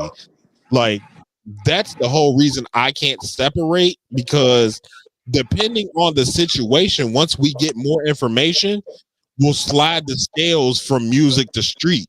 Like Gunna wasn't out there doing street nigga shit. Gunna always presented as a musician.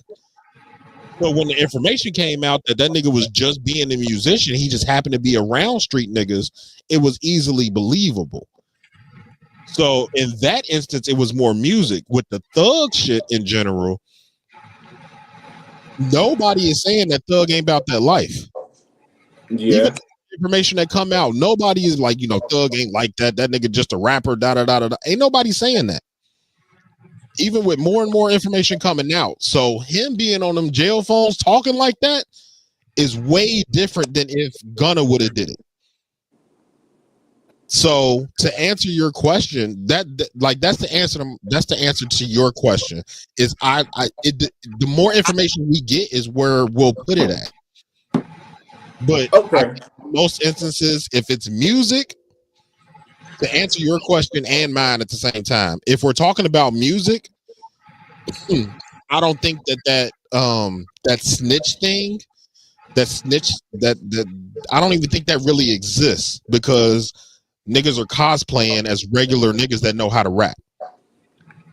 But if we're talking about street shit, there's a lot of street niggas that still live by those fucking rules and regulations of the 80s and 90s, where it's like, nigga, you bet not say nothing.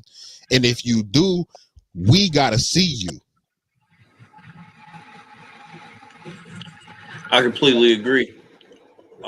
If it comes to the streets, I think it's still a thing. If it comes to the music, I think that died when the snitch thing kind of died when no disrespect, but when Rick Ross got outed as a CO and his career still survived off that, that's when the snitch thing died.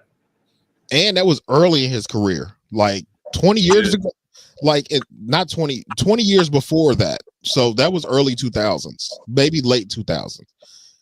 If that would have happened in 95, we wouldn't even know who Rick Ross was.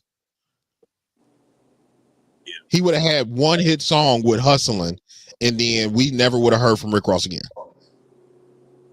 Right. Nigga, you was a CO? Nah, fam. We ain't jacking that. Like, no. You are a cop. Right. We don't fuck with you, bro. No, you cannot come on here talking about none of that shit you're talking about, nigga. No. Like, so it evolved with the times. Like, just like you said, like, if it's music, I don't even think it exists for real. Like, not in the way that the streets look at snitching. Yeah, but I will give you this: they try to merge the two. Make it mean the same thing. What is that Mufaro saying? Mufaro says people have been separating the art from the artist for years. It's just more public now. Yeah, they did that with R. Kelly first. Yep. Chris said, I feel like snitching is more acceptable nowadays in the music industry, but I don't know because they lit Woody and 6ix9ine up on the internet. That's true. It depends on how much we like you. It depends on how much we like you. The music is all that Woody is fucking hilarious. Look, from a consumer perspective, all that street shit, I mean, most of us are civilians. We be on the sidewalk listening to you niggas talk about wasting y'all lives, and we love it. It's entertaining, but we ain't gonna do it. So we don't really care. Like Bobby said, there's been numerous occasions of rappers getting exposed. Real Boston Richie, 6ix9ine, a bunch of guys. He was on tape eating some chicken in the interrogation room. Yeah, they call him too. Oh yeah, I believe that's why you don't see him as much. But yeah, from a music perspective, that snitching shit does not matter. As long as you got the music and it's hitting, man, that shit will go away. Like, and all that, well, if you rap, something gonna happen to you. Man, they got people in the mob that's walking around, nothing happened to them, if you think about it, in rap, if you come from the streets and you snitching, nothing's gonna happen to you. You probably won't have a career anymore, but nobody's gonna touch you. I'm sorry. Yeah. Maybe somebody who got touched. Nobody's gotten touched first. All they do is just take your career away, smother your reputation. Nothing's gonna happen to you. Like we can gun it. Because, like I said, if you get the slaps, it don't fucking matter. It don't matter. Gunner is out here running. He exercises. I'd rather have his career. And he putting out the music. I'm sorry. He putting out the slaps. He looking good, looking healthy, and he kept his mouth closed the whole time. He didn't confirm or deny nothing. He's just, hey, Yeah. he doing music. He's doing everything Thug was supposed to do. Thug doing everything but put out music. Everything except put out music. And I think that's the difference between we've made this distinction a couple times. I think that's the difference from niggas that are from the streets and that are in the streets. Like, I think Gunna is one of those niggas that's from the streets. Like, he know the rules and regulations, but he was like, look, I'm a civilian, bro. Y'all not about to keep me locked up for shit that y'all did while I was a part of your, so-called conglomerate. Like, I'm not going to sit in jail, but once I get out of jail, nigga, you ain't got to worry about me saying nothing. Cause I know where we come from, nigga. I know the rules, nigga. I'm not about to go out here and start doing interviews talking about, yeah, Thug did da da da da da, and this person did da da da da da. Like, that's not what I'm about to do. Just like you said, E, like that nigga got out and shut the fuck up and made slaps. Like, you can you can't definitely did. You can't beat that. Like, if I come out of jail, I made one statement. Is YSL a gang? Yes, YSL's a gang. Okay, you can go. All right, cool. And I ain't never got to say nothing again? Nigga, what? They already know YSL a gang. Me saying it ain't gonna fucking stop none of it. Ain't gonna confirm or deny none of the shit that's about to happen. And it didn't. Well, they whole defense was we're not a gang. So yeah, but yeah, Bobby. I understand that. Was, hey, we ain't a gang over here. We're just a music label. I understand all of that. We're young stoner life. I understand all of that, but for the feds to come get you, they already know everything they got. They already know everything they need to know to put you behind bars. They don't come get you like the police to do investigations. Nigga, wait, who did? I said when they pull you for a RICO, they already have all the information to damn you. They just got to prove it in court. Well, who did? Nah. That's what usually happens. This is a state case. And it was Atlanta. That's why it was shitty. Okay. That's fair. That's fair. Chris says most of the snitching is done in the actual music nowadays, like people gloating about the moves they be making. Yeah, you big facts.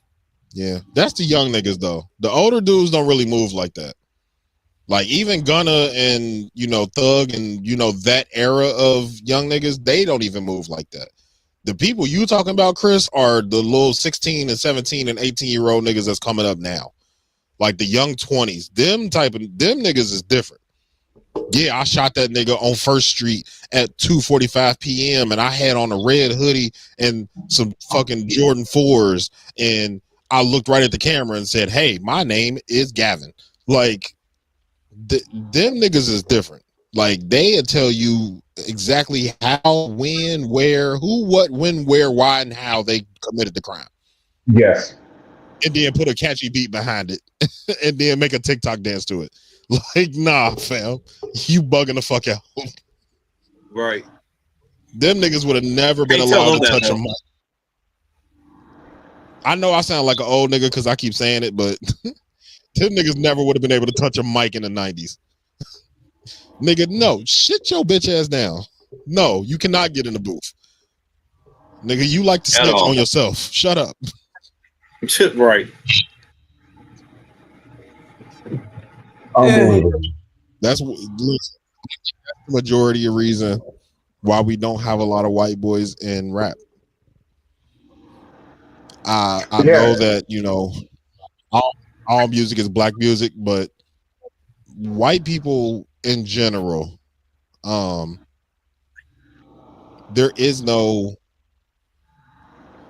there's very select few white people that grew up in the hood, was accepted by the hood, was able to join the street life without persecution, and was able to do the moves and make, do all the work that they needed to do to get in with the gangs and all that type of shit, and can rap.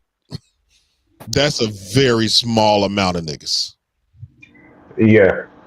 I wouldn't even do it now. I would go make pop music. I'm gonna go make country music. I'm not even fucking with this shit now. It's too much. It's too much that come with. I gotta worry about getting shot. I gotta not snitch. If somebody breaking my house, I can't call the cops. It's too much to worry about. I'm gonna go make country pop music. I'm gonna make non-nigga music. I'm sorry. I'm going away from this shit. Absolutely. It's unbelievable. I mean, because it's hard to be a J. Cole and be successful. You know what I mean? All that, rest in peace, Uncle Phil, all that. Nah, I'm gonna be Shabuzi. I want to be the Black Teddy Swims. That's what I want to do. All that, y'all. Nah. I'll listen to it, but I don't want to do it. Yeah, y'all again in your life. You sound like a white person trying to play black plays, trying to cosplay as a rapper or whatever. But hey, it can work. Oh, that was a good one. Hey, I'm turning into Segway God now, bro. That's about to be another one on my list, man. That's another AKA. What Chris say? Chris say if I can sing, I dead ass make R&B and stay away from the rap industry. Oh, absolutely. But yeah, speaking of cosplays, nice segue, Bobby. By the way, your favorite IG / skit comedian, Drewski. Drewski might be one of the smartest new comedians in the fucking world. Every 6 months, Drewski finds a new way to just take the internet by storm. And I'm here for it. And before we start, I want to call out every single one of you motherfuckers that is commenting on Drewski's Indy 500 post and ask y'all where the fuck was y'all at when he was impersonating a white rapper. Why was y'all not offended then? Why didn't people have a problem then? When he was walking around dressed like a white rapper, doing all of the rapper shit, talking like a rapper, acting like a rapper, doing the white ghetto shit. You know what I'm saying? When he was running around doing that, nobody had a fucking problem with it. It was all giggle, hackle, ha, ha, ha, ha. But now that he done moved over into y'all territory and he making fun of you motherfuckers, now y'all got a problem with it. Y'all can suck my dick. Let's start there. Y'all can suck my dick. How about that? Started sucking dick. Okay. Jesus. That was my first thought, bro. Like the fact that shit blew up. So for anybody that's been living literally under a fucking rock, if you have not seen this story, you don't have to follow it. You don't have to been following it or anything like that. But if you have not at least seen Drewski in whiteface at 11:38 on September 6th of 2025, if you have not seen it by now, you are literally living under a fucking rock. Because this nigga's white face has been everywhere. Yeah. Daytime talk shows, they talking about it on all your favorite podcasts. They talking about it on all your favorite news stations. Like it's all over IG, Facebook, Twitter, TikTok. Like it is literally everywhere. So if you have not seen it, Comedian Play the clip. Comedian Drewski. Well, if I would have thought about it, I don't even want to say if I would have prepared more because I didn't even think about doing it. But if I would have thought about it, I would have had it. I would have played his actual whole clip. But That's all right. since I don't, and the audio don't do it justice. It's just him talking. You know what I'm saying? That literally can be any, like, it's a bunch of background noise and all type of shit. It's just audio don't do it justice. But Drewski dressed up in not just white face. This nigga dressed up in white body. Yeah, I've never seen that. It was white cosplay. It wasn't just white face. It was white cosplay. White cosplay. Yeah, that's a better word for it because that's how cosplay niggas do it. They do the entire fit. They don't just do the face. This nigga did the sunburn. He did. Chris says, hot take. Drewski is the new Chappelle. I love the guy. He knows how to go viral. He does. He might be the Gen X. Yeah, I can see that. Because everything that he does is either right over the line or right on the line. I can see the comparison. Also, along with the people I told to suck my dick earlier, y'all didn't say shit to Chappelle. Y'all didn't say nothing to Martin Lawrence. Y'all didn't say nothing to who else have done whiteface? Few people. A bunch of people that did whiteface that y'all ain't say nothing to. So all y'all outraged, fucking not know how to take a joke, motherfuckers, like suck a dick. Like, we in new times. We in the new internet age. They don't know about that. Most people complain and don't know nothing about when Martin did it or when Dave Chappelle did it. It's a new time. It's fucking weird. Like, nigga, we remember Tropic Thunder, and you want me to tell you something about Tropic Thunder? Not a lot of black people gave too much a fuck about Robert Downey Jr. doing blackface. That's the only iteration of blackface that black people did not give a fuck about. Yeah, because it was done the right way in jest. It wasn't doing it. That movie wasn't made to make fun of black people. Right. Like, and I think that's what the biggest problem is. When people, like, a bunch of the comments just say, "Oh, so blackface is okay now." Like, that's just what the comments are saying. Oh, so we can do blackface now? Like, no, bitch, there's still a stigmatism behind blackface. And y'all don't do blackface for comedy. Like, and right. I can understand, because there were some black people that were mad about RDJ. I could understand the white people that are mad at Drewski, where it's like, this is stereotypical of you to dress up like this, go to the Indy 500 and act the way that you acting. Mm-hmm. So I could understand the people that don't like this. I just don't. If I had more time, I ain't gonna say more time. If I was a nigga that didn't have shit to do, I would go back to the video he made where he was a white rapper and see if those same names were under there saying the same shit. Like, that's the only thing I could really compare it to, because it was the same person. Like, Drewski dressed up as a white rapper and went and did a whole bunch of ghetto white rapper shit, and that wasn't that long ago, and nobody gave a fuck. It didn't make news. Motherfuckers wouldn't talk about it on podcasts. Like, it wasn't a thing. It was just another one of Drewski's skits, and everybody was able to ha about that. This is fucking. This is weird to me that people don't. Nobody in that video looked like they felt some type of way about that shit. Like, the white people were embracing him and loving him, and like, they thought he was white. I see now that I don't believe. I think that Drewski is big enough now and known enough now, and he's walking around with a camera.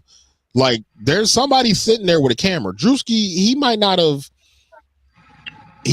told every single person, but some of those people in that skit knew that was Drewski. Yeah, I think some of the people did know. They ain't know.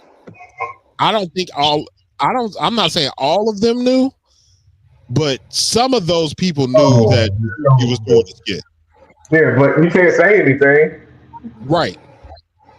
And that's my, like, I'm gonna let y'all go because I know I've been talking for a little minute. I know I get carried away sometimes.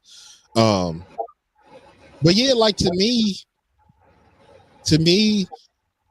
it's all in jest, bro. Like I can take shit for the comedy that it is. Like, this might be a bad, comparison, but there are some white comedians when they do stand up, they use the word nigga. There are some white comedians that know how to use the word nigga and not make it sound racist. They're using it in the right context. They're using it in the right jest. Like, you was giving them a pass. I'm not even necessarily giving them a pass, but I'm also one of those people that believe that comedy in and of itself, that form of entertainment, there should be some level of controversy in comedy for it to be funny. Yeah. Like, yeah. Brandon giving out passes. Don't say that N-word shit around. No. We're not doing that. We're not doing that. Don't say that N-word shit around me. I don't give We're not doing that. We're not doing that. Because Brandon don't give out passes. That's not what you this is. It's okay? That's not what this is. That's not what this is, Bobby, and you know it. That's not what this is, and you know it. That shit ain't okay with me. That's cool for you. That don't mean that I'm giving out passes though.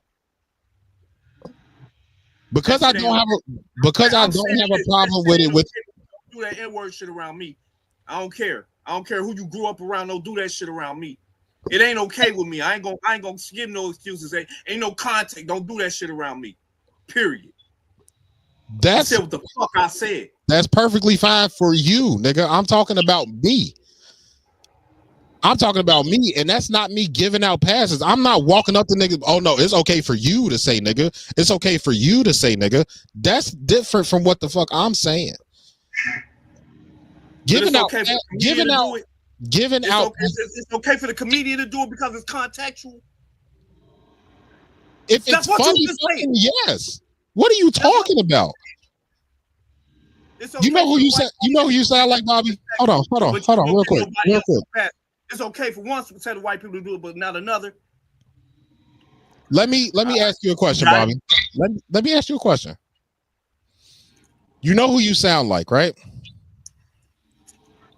You sound like. I sound like me.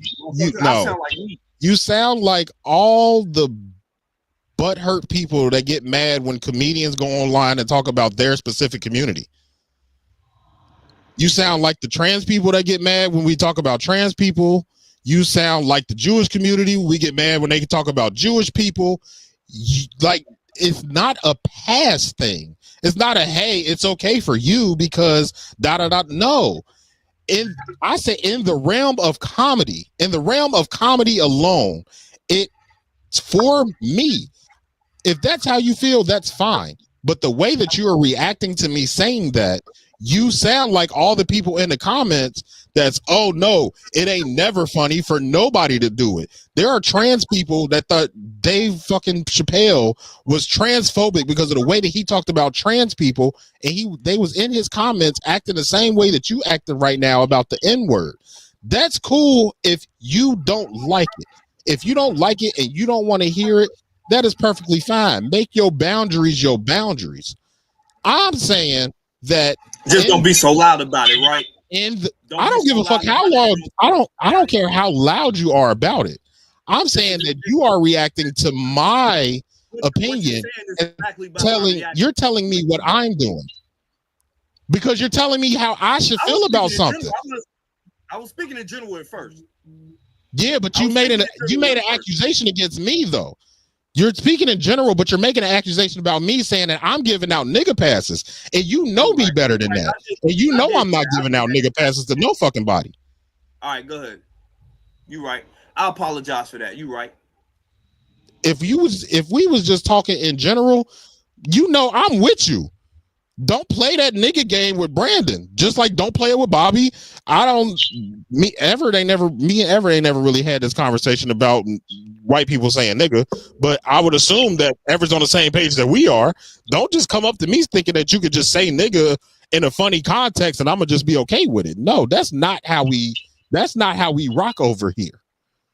I know that about you, you know that about me. But to say that I'm giving out nigga passes is where I got defensive. Because that's not what I'm doing. I'll give you that. You know what? I was wrong in saying that. Back to my original point, in the context of comedy, something in comedy is going to offend you. If you have ever listened to comedy, watched a comedy movie, watched a stand-up, watched these comedians on TV, they're going to do something to some community. It's always a community that it's going to offend. Somebody's going to be offended by comedy. Because it pretty much was designed to push the boundaries of doing that.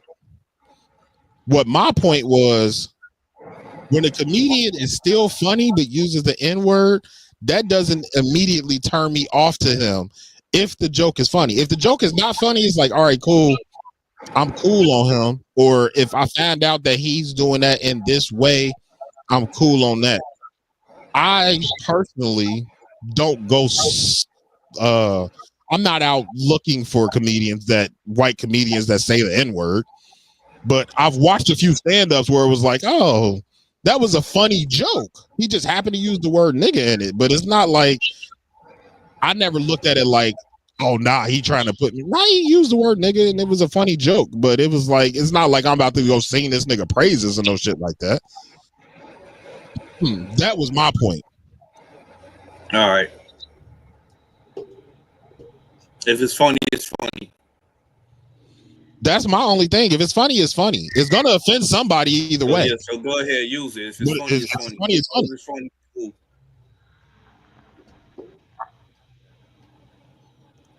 cool.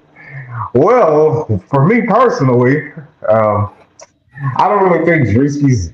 I never really found him to be too funny, but that's just me, my personal preference. I did think that with this, he knew this was going to create some dialogue and conversation online. And yes, there is a double standard, whether you like it or not. He can do this whiteface shit, but let's say some other comedian, I don't know, what's the hot new dude? I can't even think of his name, but if he did blackface, he's gonna have a problem. But it kind of speaks to the society that we're in. I thought the skit, for what it was intended to push a boundary, I can appreciate that while not finding it funny myself. But he knew this was going to create some dialogue. That's why I'm glad he did it. It gets the people talking. Now, he may not be the funniest comedian, but he knows how to market himself. He knows how to get people talking, which in this day and age is what you got to do. This is not like back in the days where it was just talent that got you on. Now you have to be able to play the internet game. And he does that very, very well. I can say that. He does. One of the best. Could have been record.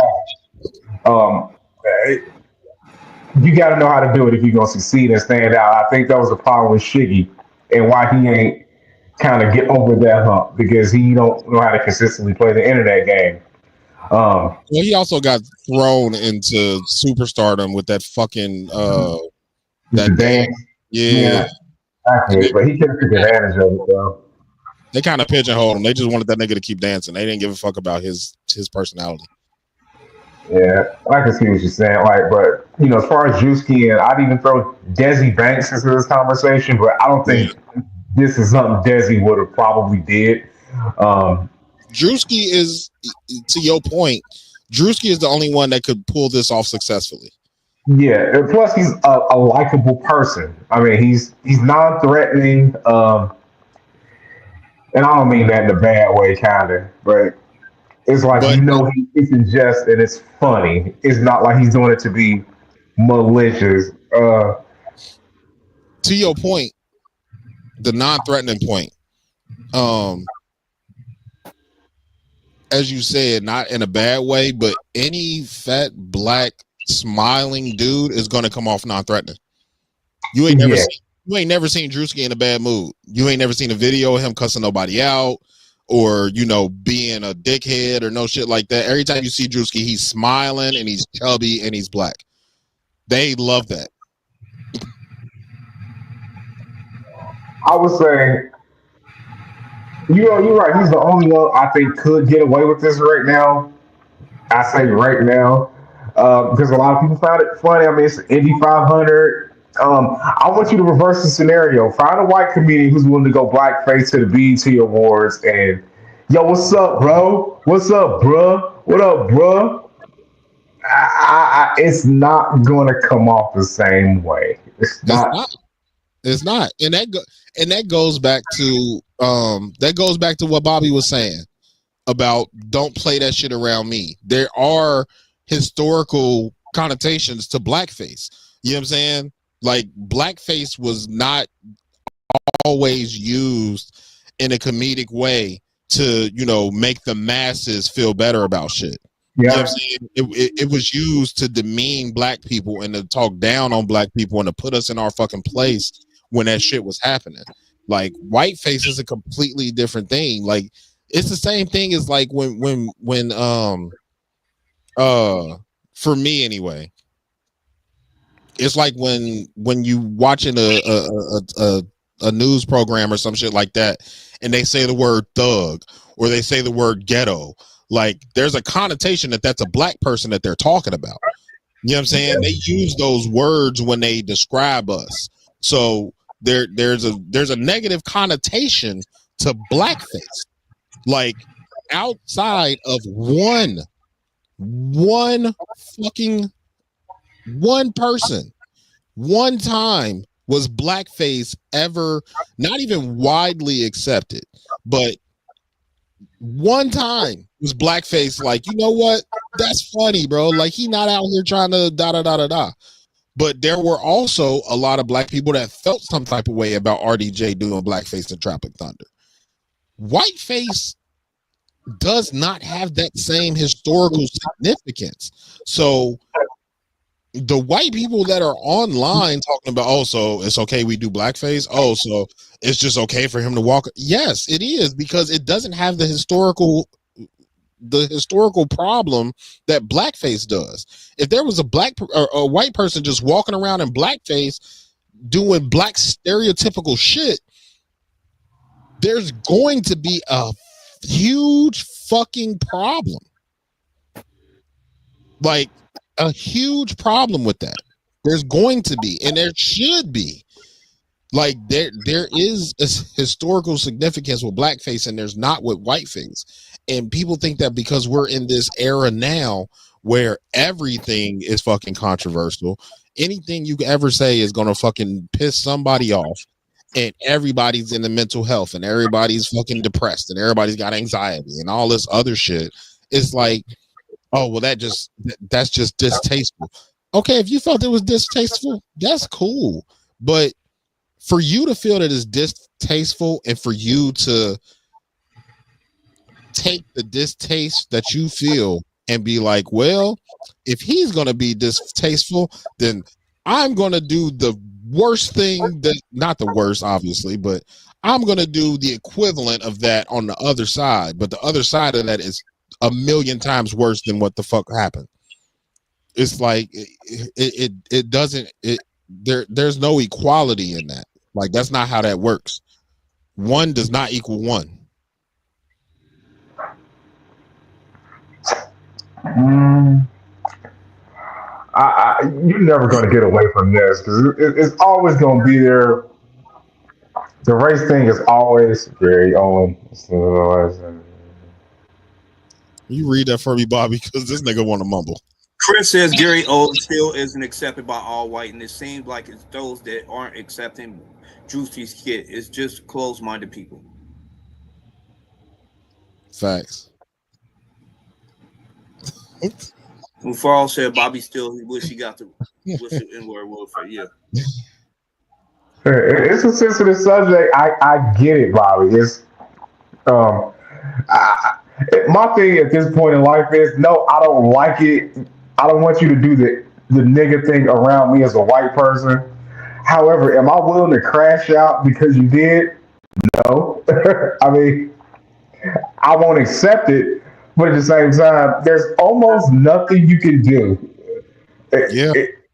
And anything that you can do in that person's vicinity, right? The only thing that you can do is going to end you in fucking jail. And it's kind of like I get both sides. As you don't, it's one thing to just accept it. It's one thing to accept it, and it's another thing to try to, I guess, retaliate for it. It's a very thin line. Like, no, you can't be my white friend, and you say that to me. That's not okay. Right. But if some random white dude drives past me in his truck, yeah, nigger, what can I do about that? What do you want me to do? You mean shoot out that virus? Yeah, you want me to go kill him and his family? I'm not willing to crash out behind it. All respect to people who is cool, good looking, but I can't do that. Like, I'm starting to think like if you let that have a certain power over you, then you go crash out being your feelings about it, even when you shouldn't. And that's just me. What you was about to say? But that's about to say something, Bobby. No. Are you checked out of the rest of this conversation? No, I'm just listening. Oh, okay. Well, give us your thoughts on the Drewski shit. Oh, y'all pretty much said everything. He knows how to push a boundary, and I think that's exactly what he was trying to do. He did exactly what he was trying. He knew what this was going to do when he did it. I really think he really planned this out. Like, I think he did it to get the reaction, because the reaction gonna bring more views. Views bring more money. Gonna keep his name and all. It's gonna keep his name and stuff. You know what I mean, he's gonna be hot for a couple weeks. I'm wondering if he's going to capitalize off of all this momentum he has.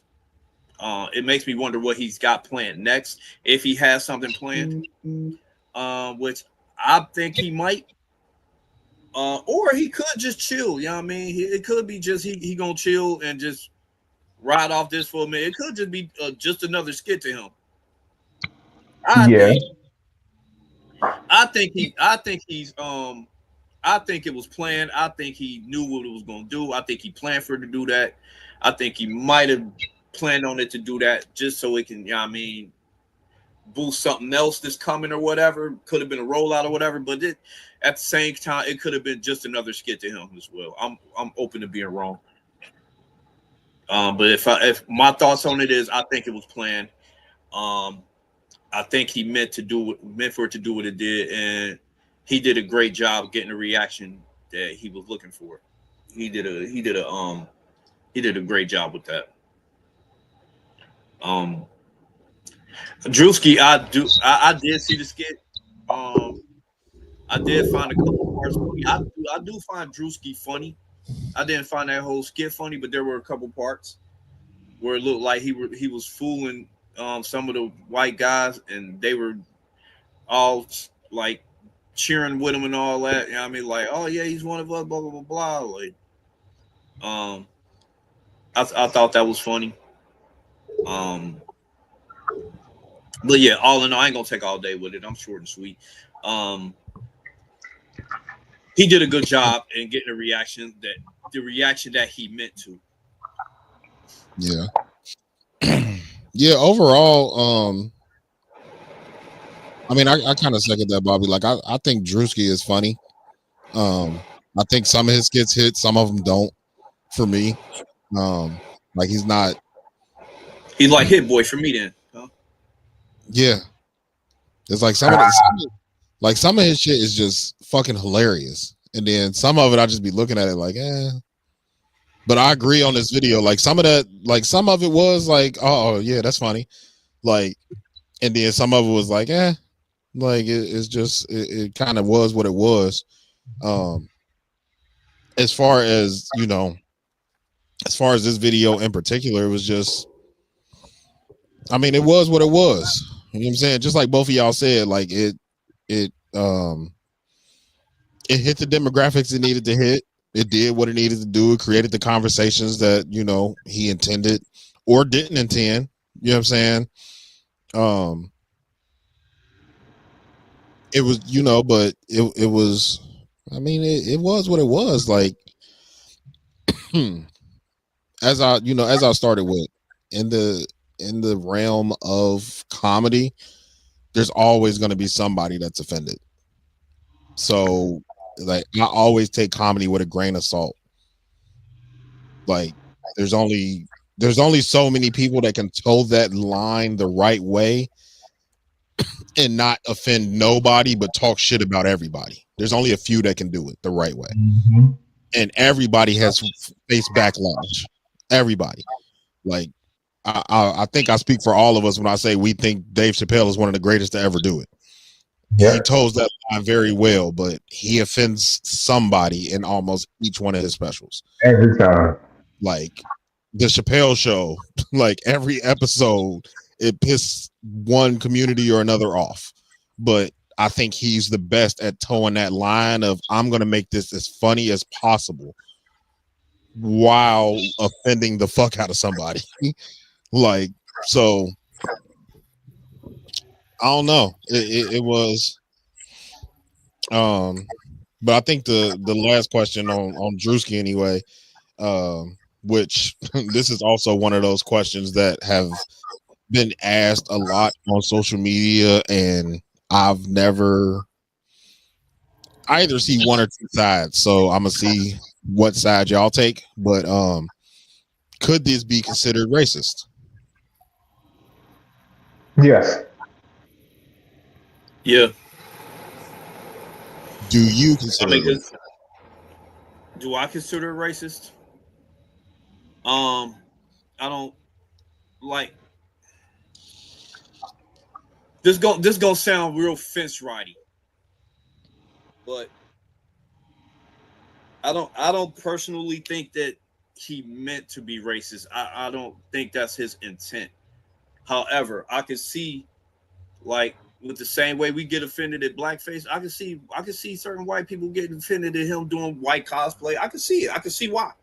Yeah. I can see why, because, you know what I mean, it played on stereotypes. It actually did the same shit that, well, not exactly the same thing, but it hit on some of the same things that white people do to us when they do blackface.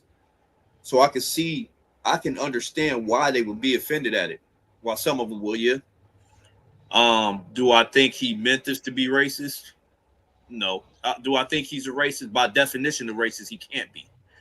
Prejudiced, bigoted, I don't think that was his intention.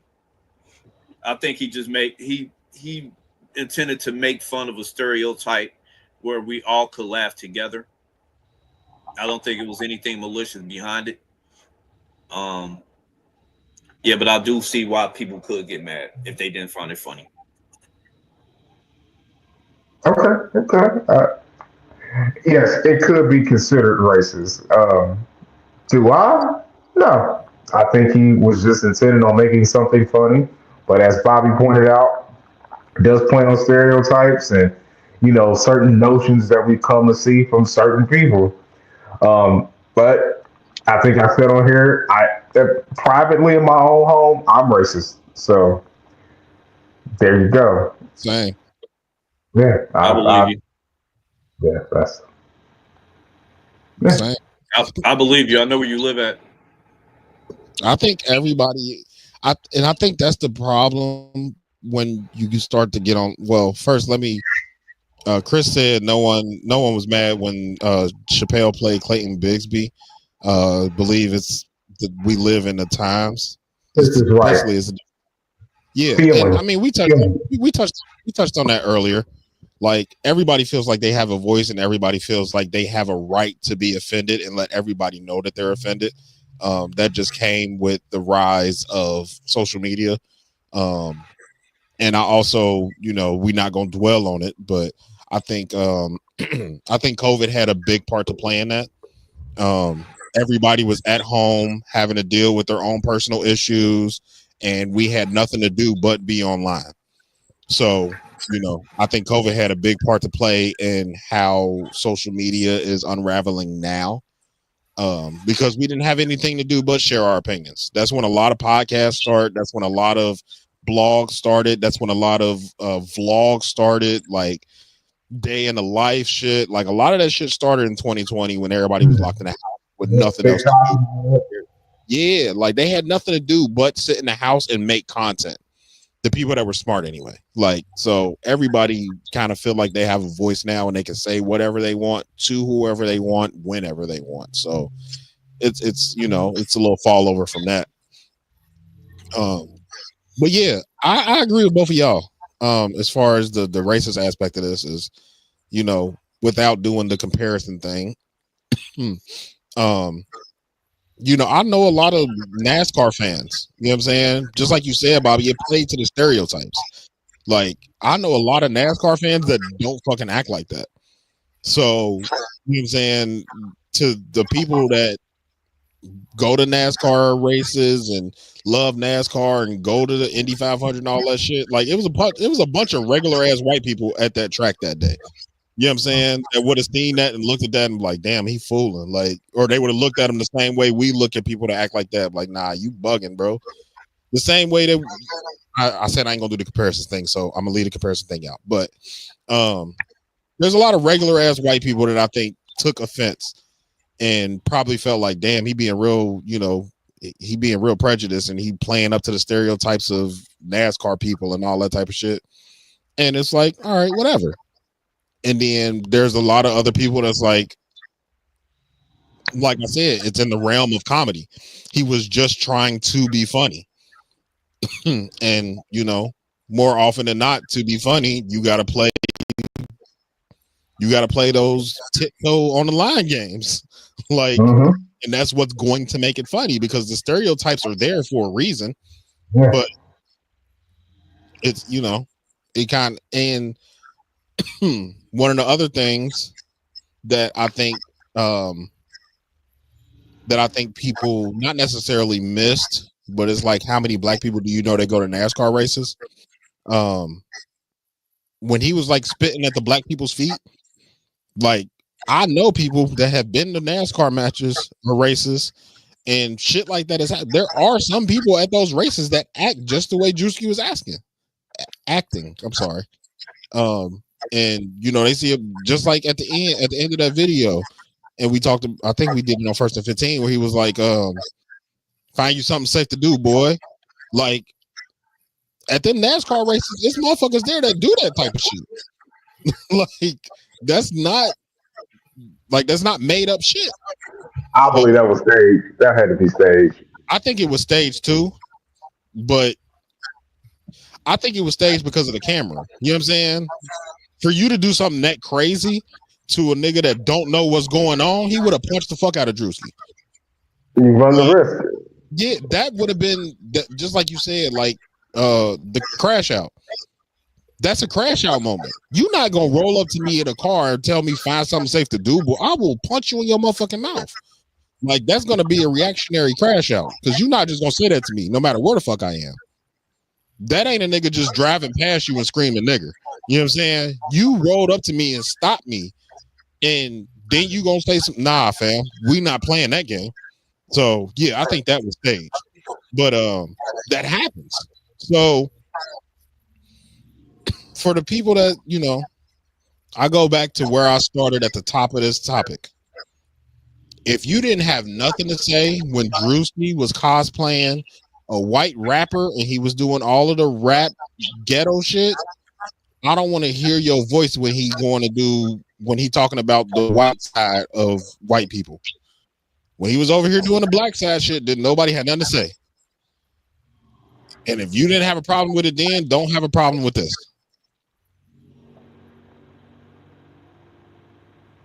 I didn't see that the white rapper one.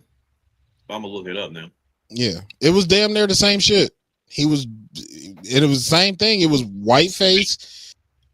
I want to say he had like I don't know if he had a wig on like he did in there, but Yeah, he put on whiteface and he was like walking around the hood, like doing, white boy in the hood, basically.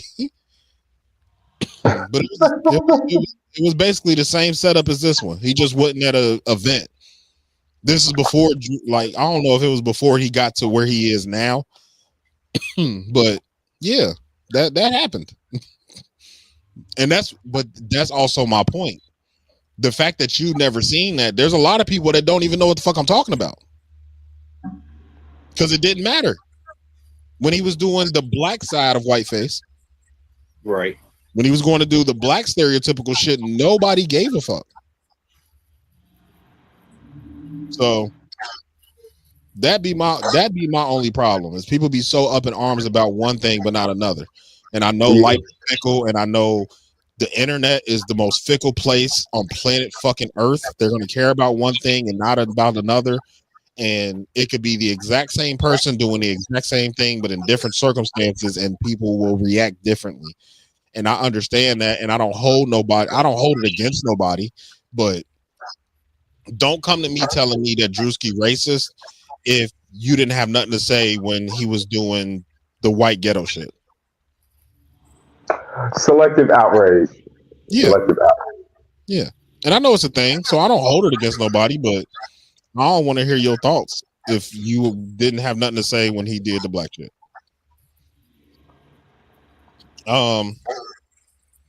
We got this little quick hit, and then we can get the fuck out of here. Quick hit. Cardi B found not liable for damages during the trial. If anybody saw the deposition she gave, apparently she was accused of assaulting a security guard that was allegedly taking pictures of her in the doctor's office when she was pregnant. This was probably 6-7 years ago. I don't even remember this. Me neither. The security guard is like, hey, she confronted her like, hey, why are you taking pictures of me? It's a private moment, blah, blah, blah. And yes, a confrontation happened. Cardi's security wasn't there apparently. And now the security guard's claiming all this emotional stress and blah, blah, blah, and trying to get $24 million. And God damn. Yeah, 24 of them things. But Cardi B was found not to be liable for whatever damages, and now the security guard lady gotta, I guess go back to work. Shout out to her, bitch. She don't get to retire.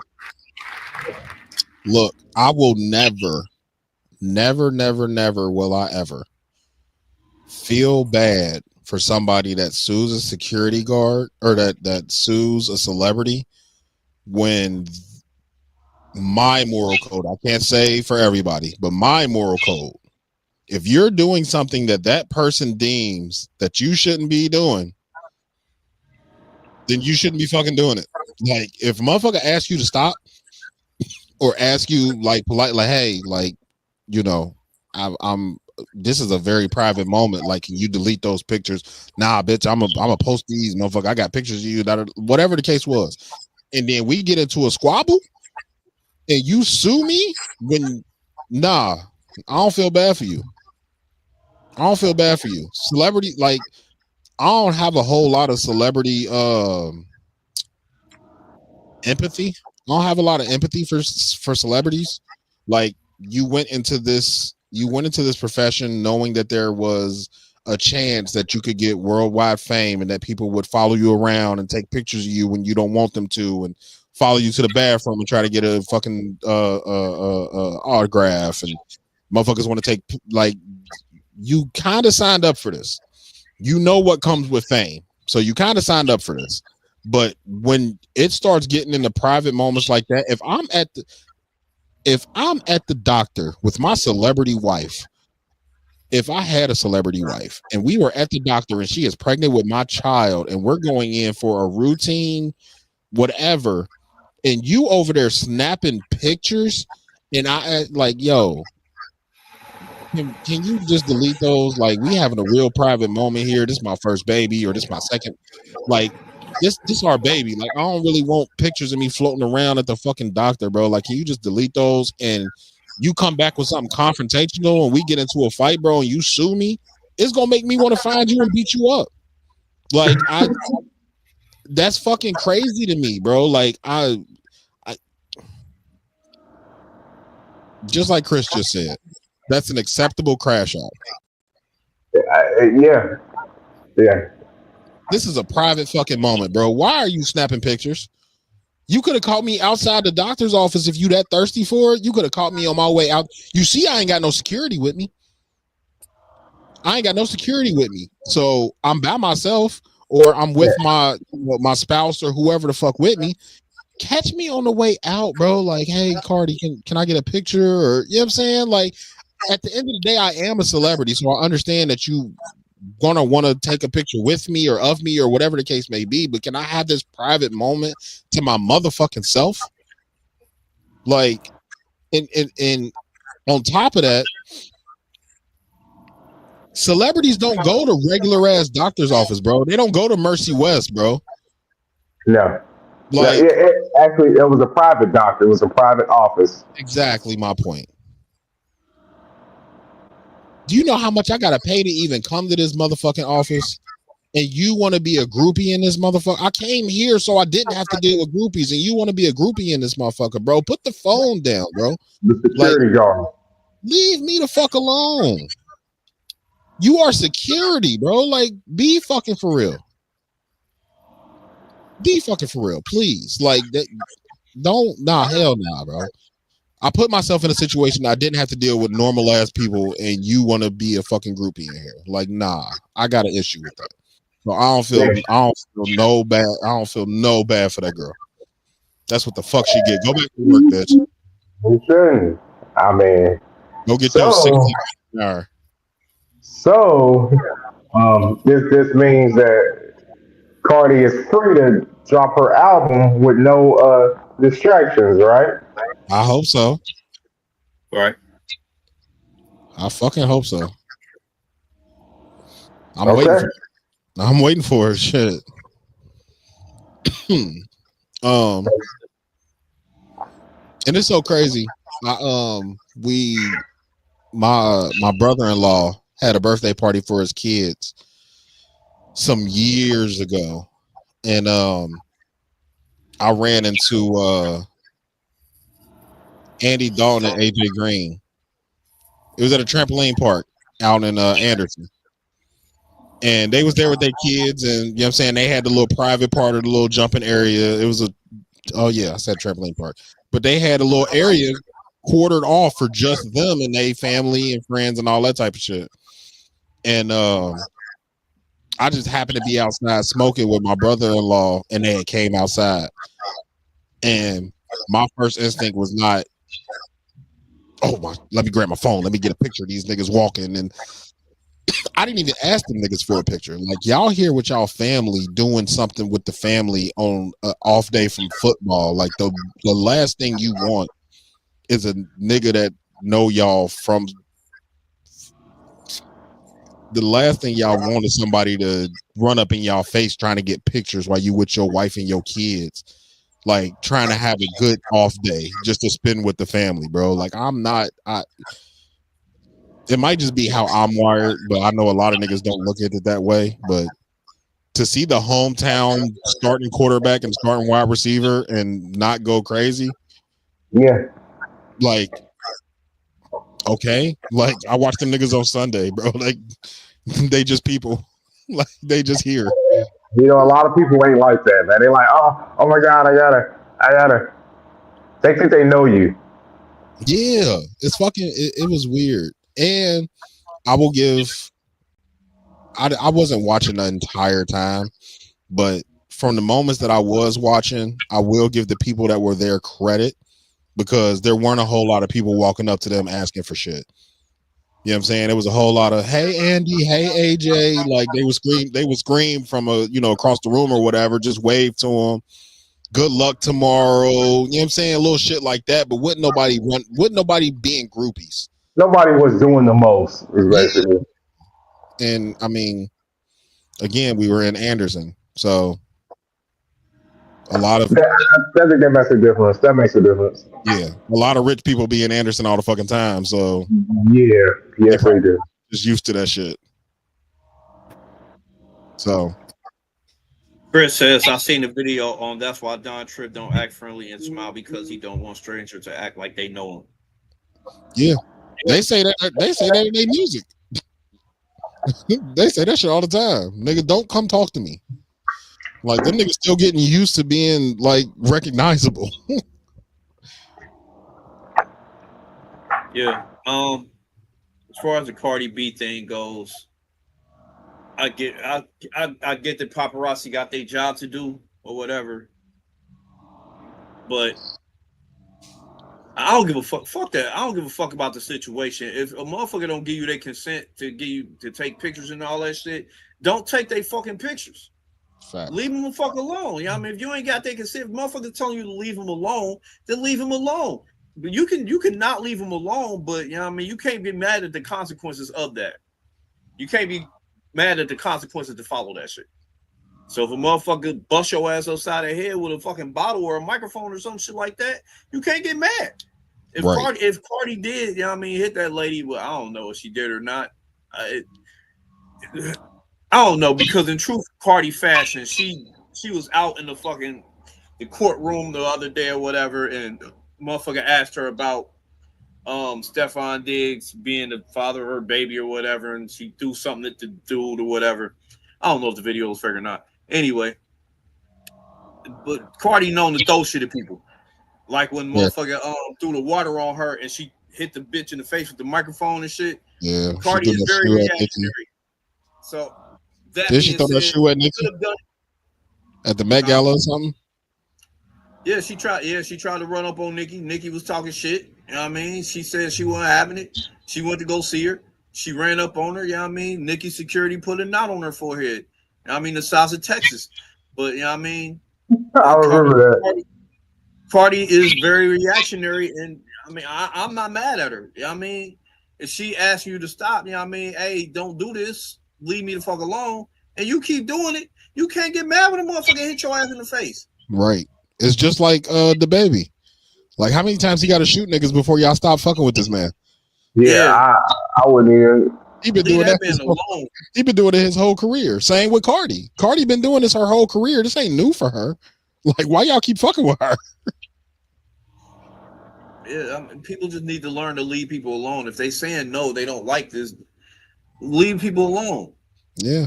Or play, if you gonna play that game, play with the people that's not gonna physically do nothing to you. Like, because there's a lot of celebrities that'll just take it on the chin and, you know, blame it on their celebrity. Like, you know what, you know, I kind of, like I said earlier, like, I asked for this, I'm famous, blah, blah, blah, blah, blah. But some of these celebrities don't play them games, and y'all keep playing with them. And I don't know how many times they got to listen. I don't know how many times motherfuckers got to show you who they are, but fucking believe them. How many times Cardi got to throw something for y'all? Like, all right, she might throw something to me if I ask her this. Let me shut the fuck up. Like, I'm cool, bro. Motherfuckers act like they can't see. This shit be trippy as fuck. I don't get it. I do not get it.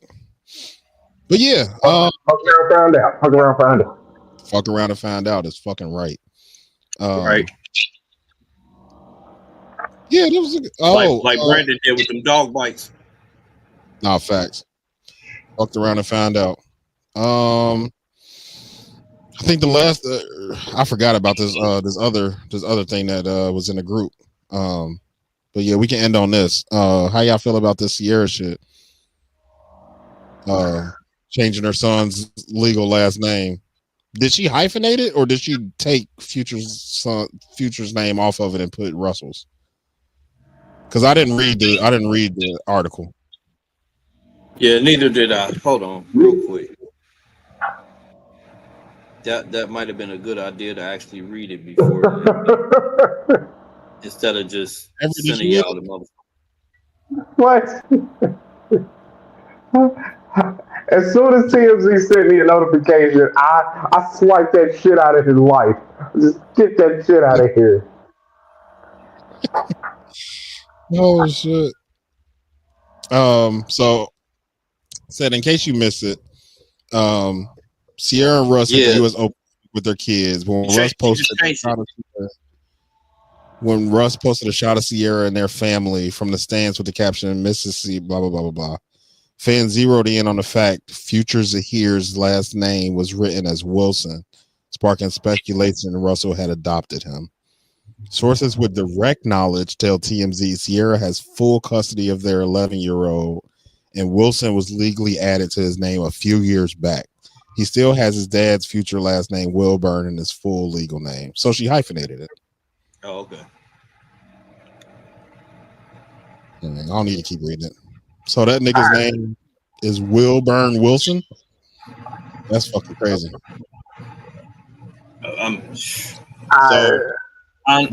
Honestly, we can quick hit this. Give me y'all thoughts in 3 sentences or 4 sentences. Atlanta shit.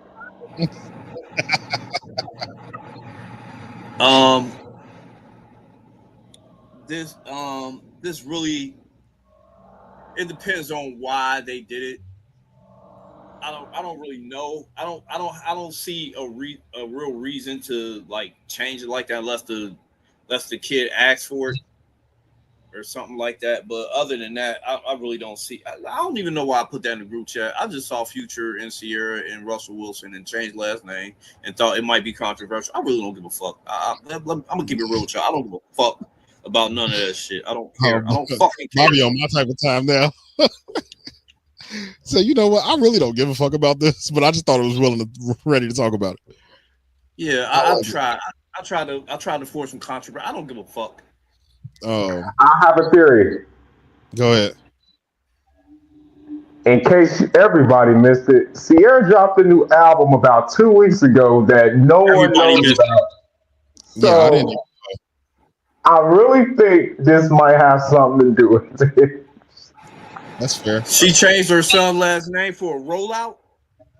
A post rollout. I can see it. Post rollout and saying that it was done a few years back is crazy. Damn, that's even crazier. Yeah. I mean, a few years back, why is it just coming out now after your album came out, went under the radar? Because this is the first time that it was ever put out. Yeah. Album came out 9 days ago. 11 days ago, in case anybody missed it. I'm about to listen to it. I know my sister probably bought 37 copies, but damn, I'm about to go listen to it. I ain't been up on my Me arm. too. Damn, if Brandon ain't know about it, it must be super ass. Yeah, I ain't even know it dropped. I know LMA dropped a new song. See, you know about that. I know about Ice Spice and Lotto dropped that Got. I ain't heard it. Yeah, that video was ass. Oh damn. I heard about it. It wasn't ass. If you like minimal twerking and girls with nice bodies, you're gonna love that video. That's all I need. I'll put it on mute while I watch it. That's all I need. That's what a lot of people said, Everett. I come from WAP. I come from I don't remember what the fuck that song was called with City Girls and Cardi B, but Cardi B was dressed up like a tiger and they had a twerk off in the video. Like those 2 videos alone, this was mid compared to just those 2. Hell, Lotto and Cardi and Tomorrow too, or no, Glorilla and Cardi and Tomorrow too, and then what was it? Cardi and Lotto got a song together. I don't remember which one it is. Put it on the floor. Put it on the floor again. Like I don't know. Like they both got nice bodies. I'll tell you that. They both got nice asses. Like it was, you know what I'm saying? They was shaking ass in there, but it was very minimal. Like when I say minimal, I don't mean like it was only a little bit of ass shaking. I mean like minimal ass shaking. Like the little small twerk that girls do. Yeah. It was a bunch of that in that video. So it kind of So it was false advertising. The title is very misleading. It don't even show the gap. No, because they show a lot of ass cheeks in there. So for the name to be Gat is like they both got ass, but they not overly, you know what I'm saying? They not just walking around like heavy twerking the whole time. So I don't know. Ooh. I know that crybaby move is my favorite. I know that much. I don't give a fuck who do it. That crybaby move that's my shit. Anyway. As far as this Russell Wilson shit, it's weird for me. Not weird, because I mean, as far as them, I don't really give a fuck. But as far as the situation, I feel like the only reason to change your child's name would be as if the other parent is absolutely absent. If that parent has no like communication, can't get a hold of the kid, don't try to get a hold of the kid, don't take care of the kid, all that type of shit, and then your husband decides to adopt him, then all right, cool, change his name. But if Future is still in that kid's life and still, like, even if you got full custody, I don't give a fuck if you got full custody or not. If Future still sees that child, loves that child, tries to take care of that child, any of that, if he's still trying to be a father, then I feel like it's a slap in the face to give that child your new husband's last name. I feel like it's a slap in the fucking face if you try to change my child's name when I am still an active father. But if Future's a piece of shit and don't take care of that kid and ain't got no interest in trying to be around that kid and ain't trying to take care of him and all that shit, then nigga, that ain't your son no more. That's mine. So that's my thoughts on it.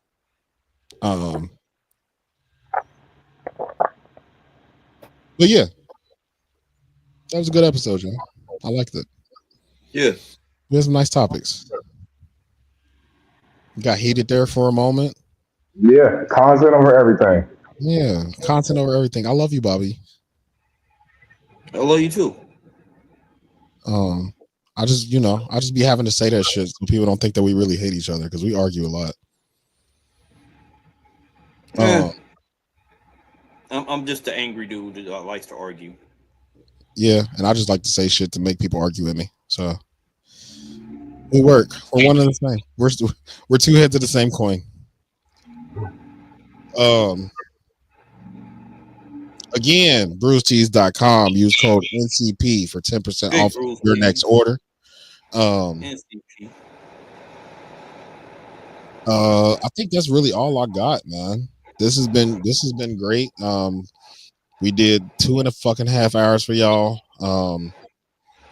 If you listen to the audio, we did 3 hours for y'all. This is rare. And y'all probably won't get another long ass episode like this for a while. But we had a lot to talk about today, so we got it out there. But yeah, this was a real good episode. Any closing thoughts? We ain't got no rest in pieces. Let's clap it up for that. Man. I actually. Oh shit. If y'all follow, y'all probably didn't, but I did. I love this little old lady. She was the next Betty White to me, but Batty Winkle died a couple of days ago.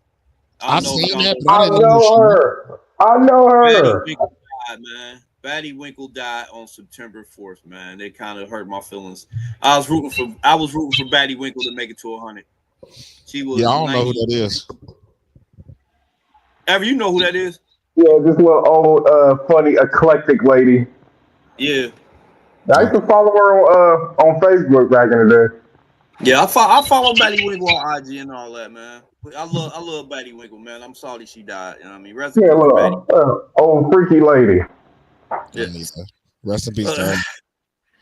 I don't think she was freaky. She just kind of dressed that way. Sometimes. I think she was freaky. Think she was freaky? You think she'd have put that Velveteen rub on you?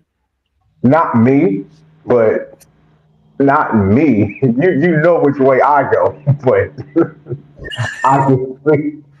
Yes. Wait, which way do you go, Everett? 60 I years. go younger. I go younger.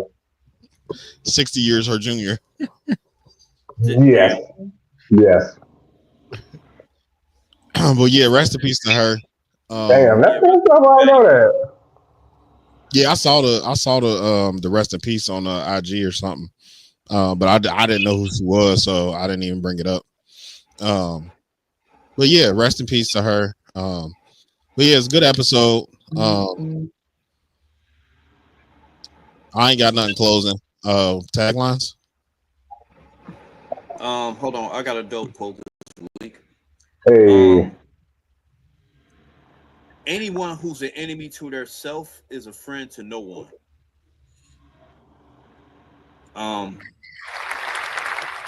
You can make millions or you can make excuses. You can't do both. You ready to go now? Yeah, we finishing up. all right. Go ahead, E. Yo. I got two. I got the classic. Self-improvement is the key. E. The next one is, this is very important. Pay attention. Do not be talking on the jail phones. Do like Kevin Gates song. I don't talk on phone. Facts. You're rewarded in public for what you practice in private, and for every conversation. Every normal conversation is not a. Every conversation is normal. Is not a normal conversation. There we go. I don't know. My fucking brain is fried. But yeah, for our Saturday people, thank y'all. Chris, Bufaro, Juicy, Khalil, Maze, Trey. We appreciate y'all. Thank y'all for tapping in. Go do something this weekend. It's supposed to be a little chilly, so grab y'all hoodies. For our Monday people, thank y'all. We appreciate y'all. Go do something this week to make your life a little bit easier. It does not have to come a monetary gain. Just do something to make your life just a little bit more bearable this week. And for Everett, for Bobby, for me, Brandon, this has been episode 146 of the Normal Convo Pods. We love y'all. We will see y'all in 2 weeks. We out of this bitch. Oh. Hey.